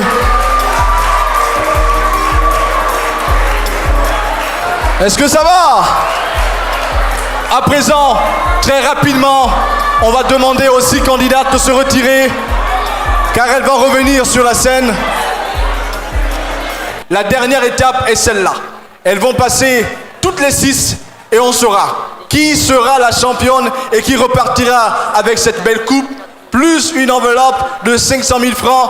Au-delà de ça, il y a plusieurs avantages qui s'attachent. Sous vos applaudissements, on reçoit la candidate. Alors, rebonsoir mesdames et messieurs. J'aimerais que les yeux de chacun de vous soient braqués sur moi, parce que, dit-on, les yeux sont le reflet de l'âme, et je souhaite m'exprimer à votre âme ce soir. Le thème que j'ai choisi est la nature humaine. La nature humaine dans un sens où le comportement de l'homme sur l'homme. Pour ma part, j'ai séparé la nature humaine en 3 grands pans. Les 2 grands pans sont le pouvoir et la peur. Pour moi, aujourd'hui, le pouvoir, j'entends par pouvoir la guerre, la violence, la mort, la séquestration et tout ce qui vient en mal. J'entends par la peur aujourd'hui toutes ces fois où chacun a essayé de se défendre et est devenu quelqu'un de mauvais. Mesdames et messieurs, le pouvoir, c'est l'autorité, la puissance de droit que l'on exerce sur une personne ou sur une chose.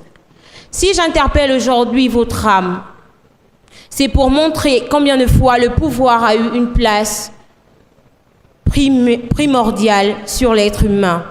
C'est par et à cause de ce pouvoir aujourd'hui qu'on parle de génocide, qu'on parle de guerre, qu'on parle de mort. C'est pour ce même pouvoir aujourd'hui que l'État islamique tue les gens chaque jour. C'est pour ce même pouvoir aujourd'hui que des jeunes filles sont kidnappées à Chibok. C'est par la peur de ne pas mourir qu'au Rwanda, ils se sont défendus. C'est pour défendre leurs enfants que les femmes, pendant les guerres, préfèrent prendre les armes et devenir des meurtrières. C'est par la peur et l'oppression qu'aujourd'hui le pouvoir est défini. Nous avons la 3e notion dont je ne parle pas, qui est l'humilité, l'humanité, que chaque être humain aujourd'hui a du mal à exprimer. Aujourd'hui, ce qui surprend n'est pas le mal, mais c'est le bien. Aujourd'hui, ce qui fait la différence, ce n'est pas celui qui fait mal. Aujourd'hui, l'être humain est habitué à la douleur, habitué au mal. Ce qui surprend, c'est le plus petit bien que peut nous apporter n'importe quel individu. Et tout ça pourquoi? à cause du pouvoir. L'homme a tellement aimé le pouvoir qu'il a chosifié le pouvoir, que j'appelle l'argent. L'homme crée et la création domine le créateur. Aujourd'hui, par peur d'être inférieur, l'homme a fait de l'argent, pour ne pas dire du pouvoir, un bien nécessaire, sinon obligatoire pour se sentir heureux. C'est à cause de ce pouvoir qu'aujourd'hui, on ne puisse pas dire « je suis une femme et je dois m'exprimer ». C'est à cause de ce pouvoir. L'homme a pris la décision d'être le premier pas dans la famille et laisser sa femme en arrière à cause de ce même pouvoir. C'est pour garder le pouvoir, garder l'ascendant. Et par peur de perdre tout ce qu'elle désire, tout ce qu'elle mérite, la femme a toujours par peur préféré se taire. Mais bien heureusement, il existe des personnes humbles qui se battent chaque jour, tel un virus, pour combattre le pouvoir. Je ne parle pas de politique, je parle du comportement de l'être humain. Je ne vous parle pas de ces gens tous les jours qui disent non, la royauté, non. Je ne parle pas de politique, je vous parle du comportement humain. L'être humain aujourd'hui se laisse dominer par le pouvoir. Et qui dit pouvoir, dit peur. J'en appelle à l'humilité de chacun de vous, comme Martin Luther King est mort pour chacun de nous. J'en appelle à l'humilité de chacun de nous, comme Nelson Mandela a fait la prison pour chacun de nous. J'en appelle à l'humilité de chacun de nous, comme toutes ces femmes qui se sont sacrifiées à travers les âges pour la liberté de toutes les femmes. J'en appelle à votre humilité et vous dire ce soir, gardez mon message et faites du pouvoir, pas un dominateur, mais un dominé. Je vous remercie. On reçoit sans plus attendre la candidate numéro 2 à prononcer son discours. Merci. Je rappelle mon nom, je suis Mamzelle Asengonongwe Djemila Gesha. Mesdames et messieurs, il existe une tendance dans le monde, c'est la mondialisation. Oui, vous l'avez compris, ce soir je vais vous entretenir sur l'impact de la mondialisation sur les sociétés africaines, sur nos cultures. Mais avant de commencer, il est judicieux pour moi de définir le terme mondialisation. C'est quoi la mondialisation? La mondialisation désigne un processus par lequel les échanges des biens, des services, des capitaux, des hommes et des cultures se développent à l'échelle planétaire et crée des interactions fortes et solides entre différents coins de la planète, entre les différentes parties du monde. Et cette mondialisation a pour but d'homogénéiser le monde sur le plan culturel, politique, religieux et j'en passe. Mais le problème avec la mondialisation, c'est qu'elle est contre la façon dont la nature a été façonnée. De la création, nous avons l'homme et la femme avec des différents traits physiques. Lorsque vous regardez une femme, il suffit de voir son physique, vous savez que c'est une femme. Et il en est de même pour un homme. Ces différences sont naturelles. Dans la société, nous remarquons les différentes façons de vivre, les différentes façons de faire. Ça, c'est naturel, parce que le monde a été créé ainsi. Et quand on parle d'uniformisation du monde, moi, je crois que cette idée doit avoir des lacunes. Il est vrai qu'aujourd'hui, personne ne peut nier l'amélioration du monde avec l'avènement des nouvelles technologies de l'information et de la communication. C'est vrai, tout cela, c'est bon, parce que ça améliore notre quotidien. Ce qui est sûr, nous sommes tous appelés à contribuer à l'évolution du monde. Et moi, je pense que le premier apport de l'individu dans l'évolution du monde, c'est la culture. C'est la culture de chacun de nous. Valorisons notre culture. Pourquoi avons-nous honte de notre culture? L'inconvénient manifeste est que l'homogénéisation du monde sur laquelle repose ce système fait plus de mal que de bien aux cultures africaines. L'échange culturel n'est pas possible lorsque nous avons une société qui a une culture mieux financée que d'autres. C'est faux. C'est la culture occidentale. En fin de compte, on se retrouvera tous ici à faire campagne sur l'occidentalisation du monde. Et on dirait bien que cela a commencé. Parce que combien d'entre nous ici préfèrent regarder BET ou TF1 au détriment de Gabon Première ou Vox Africa?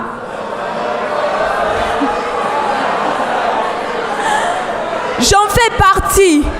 J'en fais partie. Je vous parle à vous et je me parle à moi-même. Combien d'entre nous ici préfèrent regarder Fear Factor ou Secret Story plutôt que de regarder Espace Jeune? Je crois que nous sommes en train de nous faire coloniser une seconde fois. Et ça, nous ne le remarquons pas. Et nous faisons partie de cette colonisation. Nous les aidons à nous coloniser une seconde fois. Parlez du football gabonais à un Gabonais. Il vous dira il y a quel joueur au Gabon, il y a quel foot au Gabon. Mais parlez du football occidental. Là, tout de suite, tout le monde se sent concerné. Pourquoi ?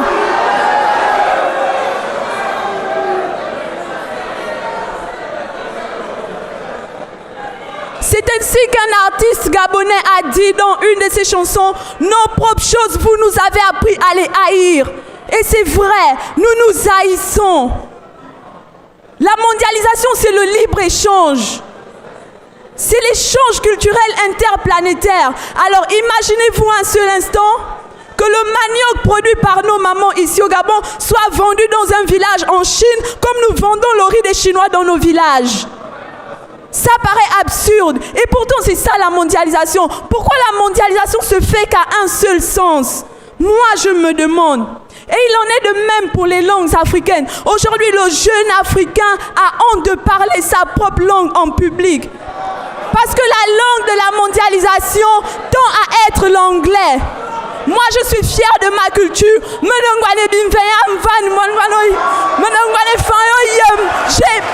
je suis fière.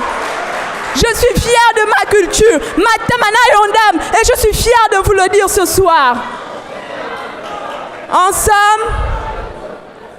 somme, il y a tellement de choses à dire sur la mondialisation, mais le temps nous est imparti.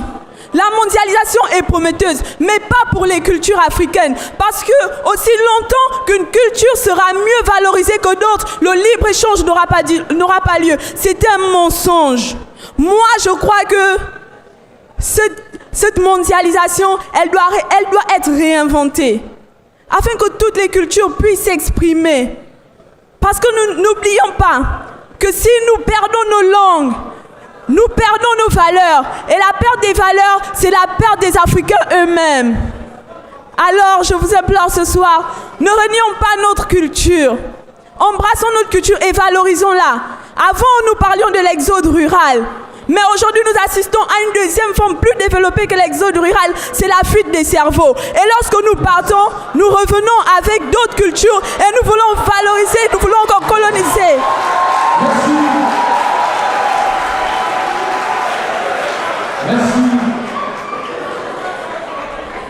Je ne saurais terminer mon discours sans vous laisser cette réflexion. Comment adhérer à la mondialisation puisque personne n'y échappe sans perdre nos valeurs? Je vous remercie. Cette fois-ci, on va recevoir la prochaine finaliste. Sous vos applaudissements, s'il vous plaît. Bonjour à tous. Je suis Rembundu Nana Grace Monica. Et ce soir, je vais vous parler de l'éveil des consciences. L'éveil des consciences commence par le moi. C'est quoi le moi? Le moi est l'instance psychique qui arbitre les conflits entre pulsions, interdits et impératifs de la réalité. Le moi arbitre les conflits parce que la décision, c'est moi qui la prends. Lorsqu'on m'impose de faire quelque chose, j'ai le droit de dire que moi, je le fais ou je ne le fais pas. Moi, j'ai la capacité de réfléchir. J'ai la capacité de raisonner sur mes choix, sur mes prérogatives, sur ce que j'ai décidé d'entreprendre. Personne ne devrait m'empêcher de croire en ce que je suis capable d'accomplir. D'accord ? Le moi, c'est l'individualité. Adam Smith a parlé de la main invisible. Indirectement, ce que je fais impacte mon environnement. Un éveil des consciences, comme je l'ai dit, il commence par chaque personne. Le changement commence d'abord par la remise en question personnelle. Envisager la nouveauté, c'est se remettre en question. Je vous invite, cher public, à vous remettre en question pour envisager une nouveauté, un changement. Et ce n'est qu'à partir de là que vous constaterez un éveil de votre conscience qui impactera la conscience de votre environnement. Merci. À présent, sans plus attendre, on va recevoir la prochaine finaliste qui, elle également, va nous partager sa vision. Sous vos applaudissements, je vous prie. Je me représente, je suis mademoiselle Ovinazwe Mallory Noëlla. Alors, en tant qu'observatrice, j'ai commencé à regarder autour de moi les enfants de 0 à 5 ans, des Gabonais, pour essayer de discerner en fait à quel moment est-ce que l'étincelle commence à s'éteindre. Parce que autour de moi, ce que je constate dans le peuple gabonais que nous sommes, c'est que l'étincelle est morte. Aujourd'hui, le regard des Gabonais est éteint. Votre regard ne brille plus pour rien. Vous êtes déçus de tout. C'est triste de le constater. C'est triste de réaliser qu'en tant que personne qui croit que c'est encore possible, le niveau d'incrédibilité a encore augmenté autour de moi. C'est triste. Je me dis, mais est-ce que c'est une honte d'être Gabonais? Est-ce que le sang qui coule dans mes veines est une honte pour vous? Pourquoi vous reniez votre pays? Vous êtes les premiers à maudire le Gabon. Vous êtes les premiers à ne plus croire que quelque chose de bon peut sortir de ce pays. Est-ce normal? Je ne pense pas, je ne suis pas d'accord. Je pense que quelque chose de bon peut encore sortir. La preuve avec ce concours, la preuve avec les personnes qui sont passées ce soir, c'est encore possible. Arrêtez d'éteindre l'étincelle. Arrêtez avec l'héritage de la haine. Dans les autres pays, les autres continents, l'héritage, c'est l'intégrité. L'héritage, c'est la prospérité. Mais pourquoi dans mon pays, l'héritage, c'est la haine? Parce que j'ai détesté, mes enfants vont détester. Pourquoi? J'aimerais être ce genre de Gabonaise. Lorsque je lis l'hymne national de mon pays, et je l'ai encore lu ce matin, j'ai les larmes aux yeux. Je me dis, l'aurore va finir par se lever. Ce n'est pas fini. Ce n'est pas fini. Je pense que c'est encore possible. Et je crois que j'ai raison de croire. Arrêtez d'éteindre l'étincelle dans les yeux de vos enfants. Laissez-les rêver. Je pense que c'est encore possible pour mon pays. Et j'aimerais susciter cette flamme à l'intérieur de vos cœurs. Je vous remercie. Cette fois-ci, on va recevoir la prochaine candidate. Elle arrive pour partager également des émotions. Sous vos applaudissements, je vous prie. J'ai oublié de me présenter tout à l'heure. Je suis Mugola Bonzouzi André Brel Daniel. Je me demande, et je me suis posé cette question, combien d'entre nous ici ont déjà rêvé? Ce soir, je vais vous parler de rêve. Le rêve. Un soir, après une journée terrible à l'école et après avoir par-ci par-là déposé des dossiers, je suis rentrée chez moi et j'étais fatiguée. Je me suis assoupie et j'ai fait un rêve. J'ai vu Nelson Mandela. Nelson Mandela qui m'a dit qu'il a rêvé d'une Afrique du Sud multiraciale et qu'après 27 ans de prison, il a accompli l'abolition de l'apartheid et il a vu cette Afrique du Sud. J'ai vu plus loin Mère Teresa, je ne cesserai de la citer, qui a dit qu'elle a rêvé toute sa vie de donner de l'amour. Et jusqu'à sa mort et jusqu'à aujourd'hui, l'amour qu'elle a pu donner au monde entier clame encore aujourd'hui.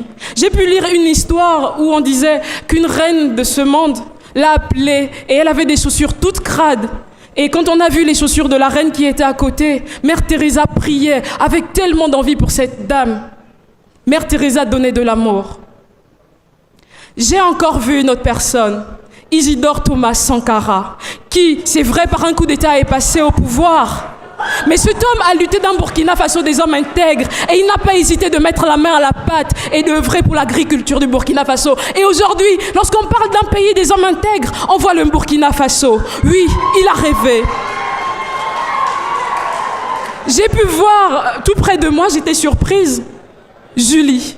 Une dame forte du Gabon. Elle a pu faire les chocolats du Gabon. Oh là là. J'ai vu cette femme qui a commencé à importer du chocolat d'ailleurs, mais qui aujourd'hui a des plantations de cacaoyers. J'ai vu cette dame dans mon rêve. Et lorsque je me suis réveillée, j'avais la fougue, j'avais la rage. Je me suis dit, où est-ce qu'il est mon rêve? C'est quoi mon rêve?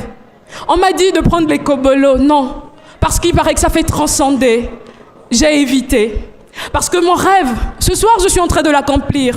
Ce soir, mon rêve est de partager avec vous pour dire qu'il faut mettre chacun à sa place quelque chose. Parce qu'en nous, tout le monde a quelque chose. Tout le monde en nous, nous avons notre part à donner pour ce monde. Parce que ce monde ne peut être qu'avec l'accomplissement des rêves de tout un chacun. Les doigts de la main. Ma main, voici ma main, elle a 5 doigts. En voici 2, en voici 3. Celui-ci, le petit bonhomme, c'est mon gros pouce qui se nomme. Regardez les doigts travailler, Jean Écart. Oui, c'est en travaillant chacun d'entre nous, en se levant, non pas à se lamenter de ce qu'on n'a pas et de ce qu'on a, mais en se levant, en travaillant dur, que nous pouvons accomplir nos rêves.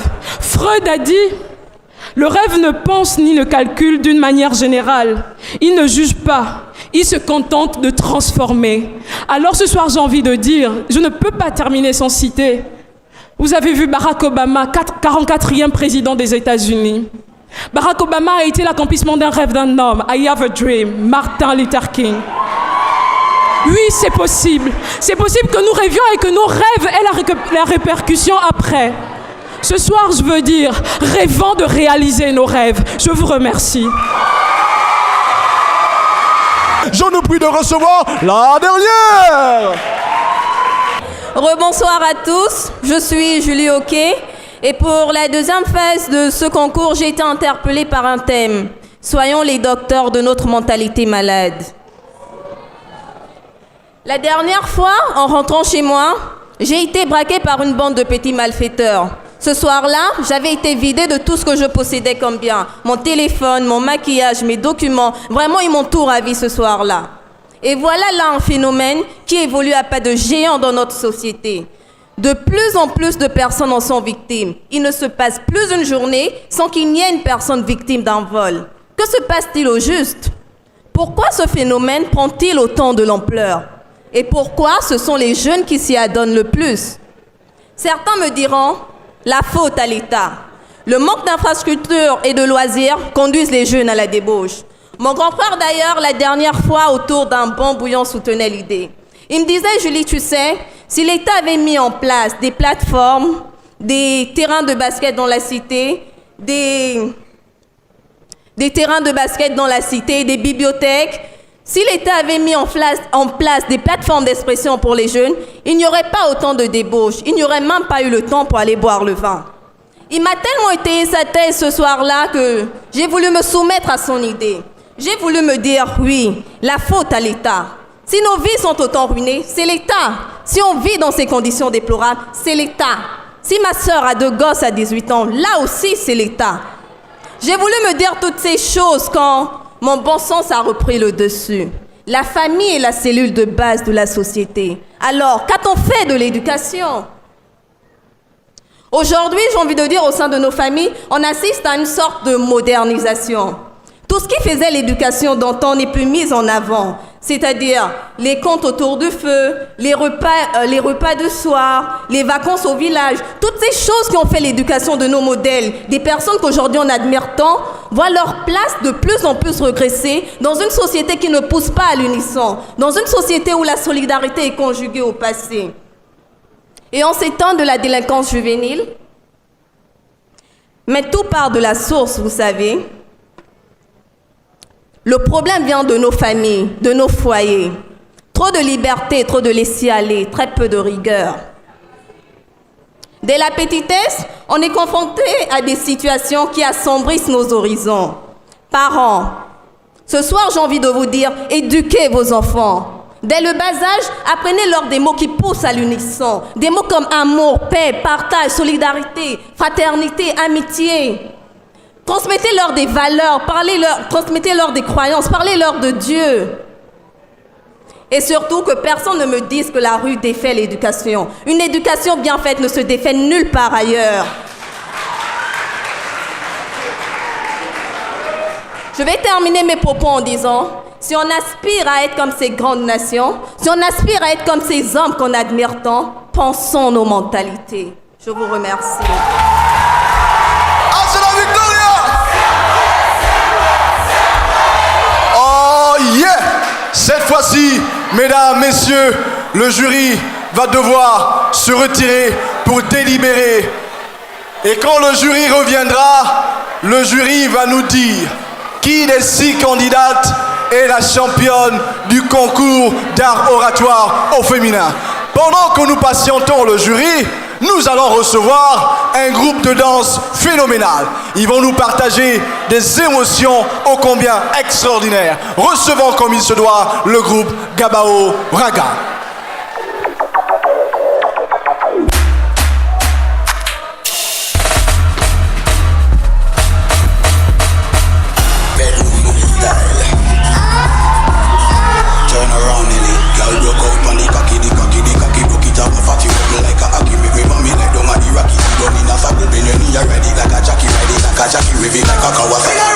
N'a pas idée du modèle que j'applique pour te choper. Si les gros avant moi ne t'ont pas choqué, sache qu'avec moi ça va chauffer. Bad boy, je me suis entraîné et j'ai déparlé mes atouts. C'est parce que je suis prête à tout, bébé. Même ta cause, c'est que je suis prête à tout. Il la fout mal, je suis prête à tout. Je suis prête à tout, je suis prête à tout. Bébé, lâche-toi, et comme tu sais le faire, sors ça. Ne fais pas le modèle, lâche-toi, et ça fera l'affaire. Je te tiens ce soir, je te fais ta fête.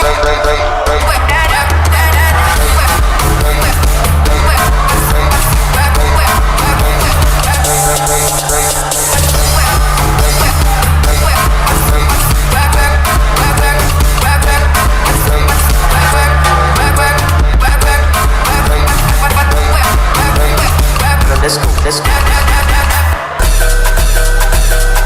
Spells on the beat. See what savage on this one, yeah. This kind thing I never see. I pressure the high got me down, whoa, whoa. My girl, hold on to me, oh. Never ever leave me for crash, oh, whoa, whoa. Girl, you dey make me shiver, oh. Girl, if you leave us over, oh. With you I can do all out.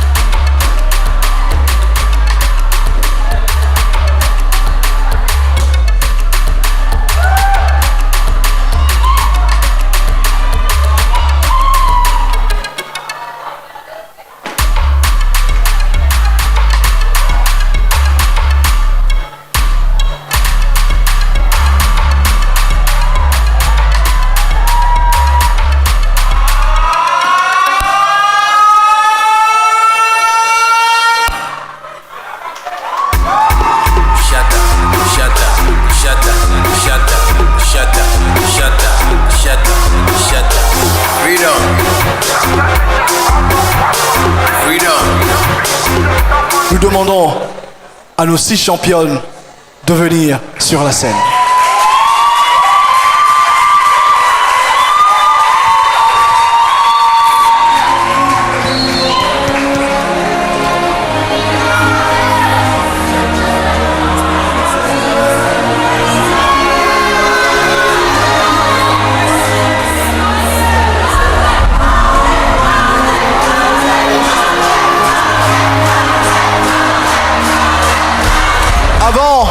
que de recevoir le verdict final des 6 lauréates, nous avons 2 perles, 2 championnes qui ce soir également nous ont fait rêver et on va recevoir nos 2 championnes de ce soir.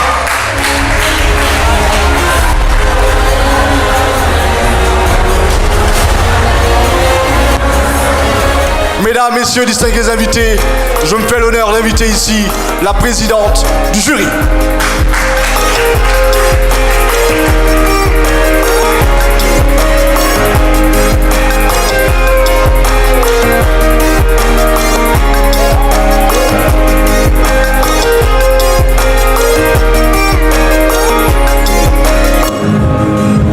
Encore devant vous pour proclamer. On va commencer par les lycéennes. La seconde des 2 finalistes, c'est Madame Chingue Massamba Sarah.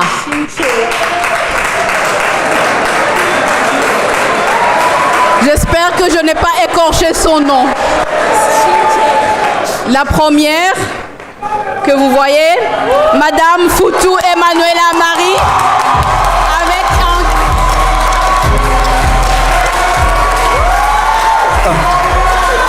Avec en 15.33. Merci. Pour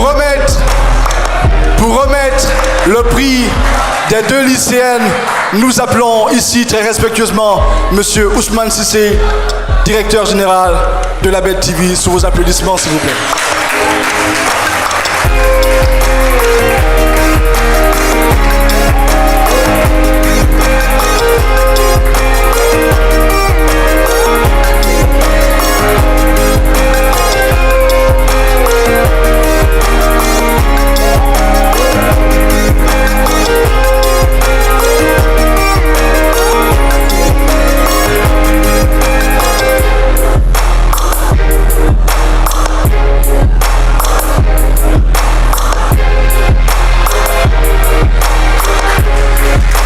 Maximum d'applaudissements, s'il vous plaît. On vous a dit, avant la délibération des 6 championnes, il y a le vote du public. On saura qui a été choisi par le public. C'est Madame Mongola André.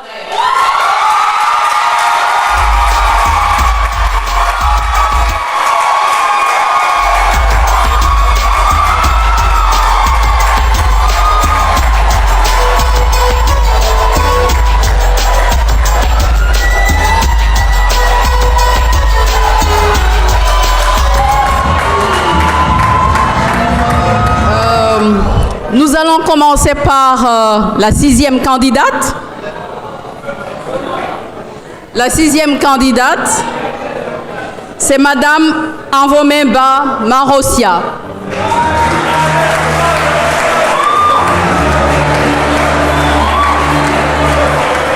La 5e candidate, c'est Madame Asengone Angwe Jemila.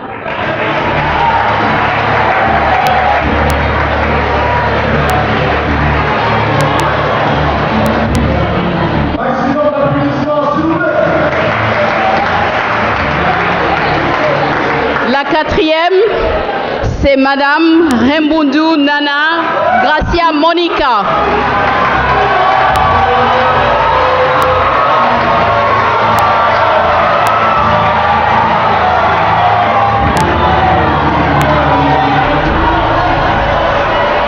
La 3e, c'est Madame Julie Oquet.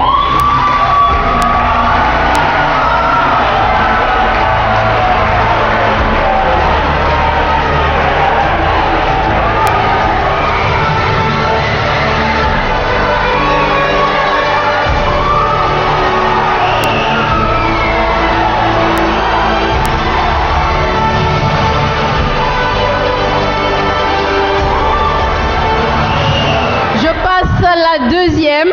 Madame la présidente du jury, si vous me permettez, on va demander aux 2 d'avancer, s'il vous plaît. On va demander aux 2 d'avancer, s'il vous plaît. Est-ce que la jeunesse est là?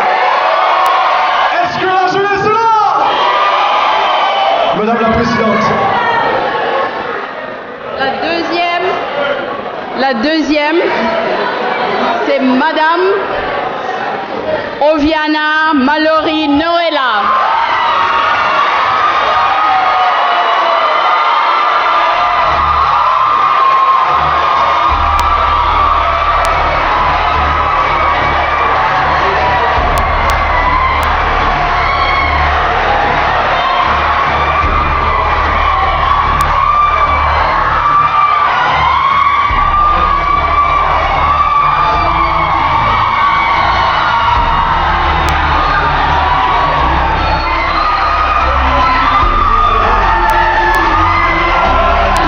Monsieur Adari, qui est doublement choisi par à la fois le public, mais également le jury.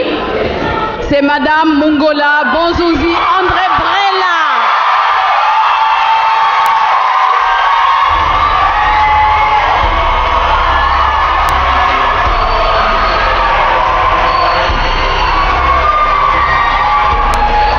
Et pour remettre ce prix,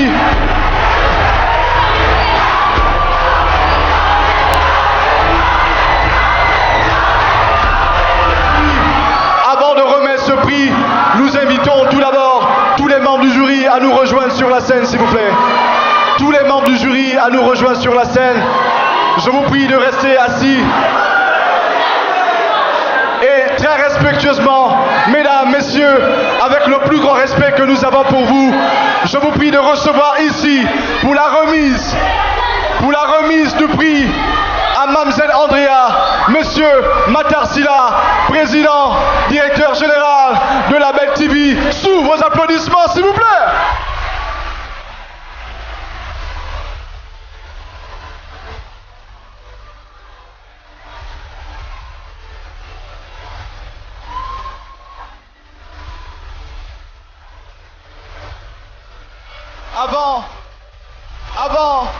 Merci DJ. Mesdames, messieurs, s'il vous plaît, nous avons la chance d'avoir un monument de la communication en Afrique et dans le monde, qu'est M. Matarsila. Et je nous prie, jeunesse africaine, de garder un petit moment de silence, car avant la remise de ce grand trophée, il va devoir nous partager un petit mot. Prière de l'écouter, car si cet événement est retransmis dans toute l'Afrique, c'est grâce à Label TV. Et Label TV, c'est lui. Président, vous avez la parole. Madame la présidente du jury, ou le président, comme le français l'exige, mesdames, messieurs les membres du jury, chers hôtes distingués qui venez de Paris, chers amis, chers publics, chers amis téléspectateurs, nous avons voulu accompagner cette initiative parce que Charlie Tchak est un garçon pétri de talent, d'une grande humilité, et qui rêve, comme l'une d'entre vous l'a dit. Qui rêve, mais qui veut également faire partager cette étincelle dont l'une d'autre parlait à l'ensemble de la jeunesse gabonaise, mais au-delà, à l'ensemble de la jeunesse africaine et par ricochet à la jeunesse du monde. Puisque nous sommes aujourd'hui sur une planète avec ses 7-8 milliards d'homo sapiens où toutes les positions peuvent être prises à condition de pouvoir faire des contenus originaux, des contenus spécifiques, des contenus qui sont véritablement la, traduction de notre identité culturelle la plus profonde, et l'une d'entre vous l'a dit. En observant de ma position assise, j'ai pu remarquer une grande humilité de la plupart d'entre vous, mesdemoiselles, y compris de celles qui n'ont pas fait le second tour, et sans doute des 57 qui étaient là au départ. Je voudrais donc dire, en présence du directeur général et de l'ensemble de mes équipes, que de la même manière que nous avons eu la prétention d'être aujourd'hui la première chaîne qui couvre le mieux l'Afrique, toutes chaînes confondues, sur 6 satellites, il est possible de faire rêver l'Afrique. Il est possible de faire transmettre notre message. Il est possible que la jeunesse africaine ne soit pas seulement cette jeunesse qui danse, mais qui réfléchit, qui s'affirme, et qui s'affirme aujourd'hui au féminin. La dernière chose que je voudrais dire, c'est que dans la vie, on commence par faire les choses parce qu'elles sont nécessaires. Lorsqu'on fait les choses qui sont nécessaires, on se rend compte que nous sommes en train de faire des choses qui sont utiles. Et en faisant des choses nécessaires et utiles, on finit par se rendre compte que c'était possible. Donc il n'y a pas d'impossible. Rêvez, accomplissez-vous, en tout cas nous, en tant que médias, en tant que force qui peut permettre d'amplifier tous ces messages, de transmettre toutes ces valeurs, de montrer cette Afrique dynamique, cette jeunesse, cette féminité aujourd'hui qui s'exprime, non pas seulement par sa grâce, sa beauté, par les catwalks comme diraient nos amis anglais, mais qui s'exprime par son intelligence et par son cœur. Donc restez solidaires, nous serons avec vous. Charlie, bravo pour ce que tu fais. Je suis fier de t'avoir dans mon équipe.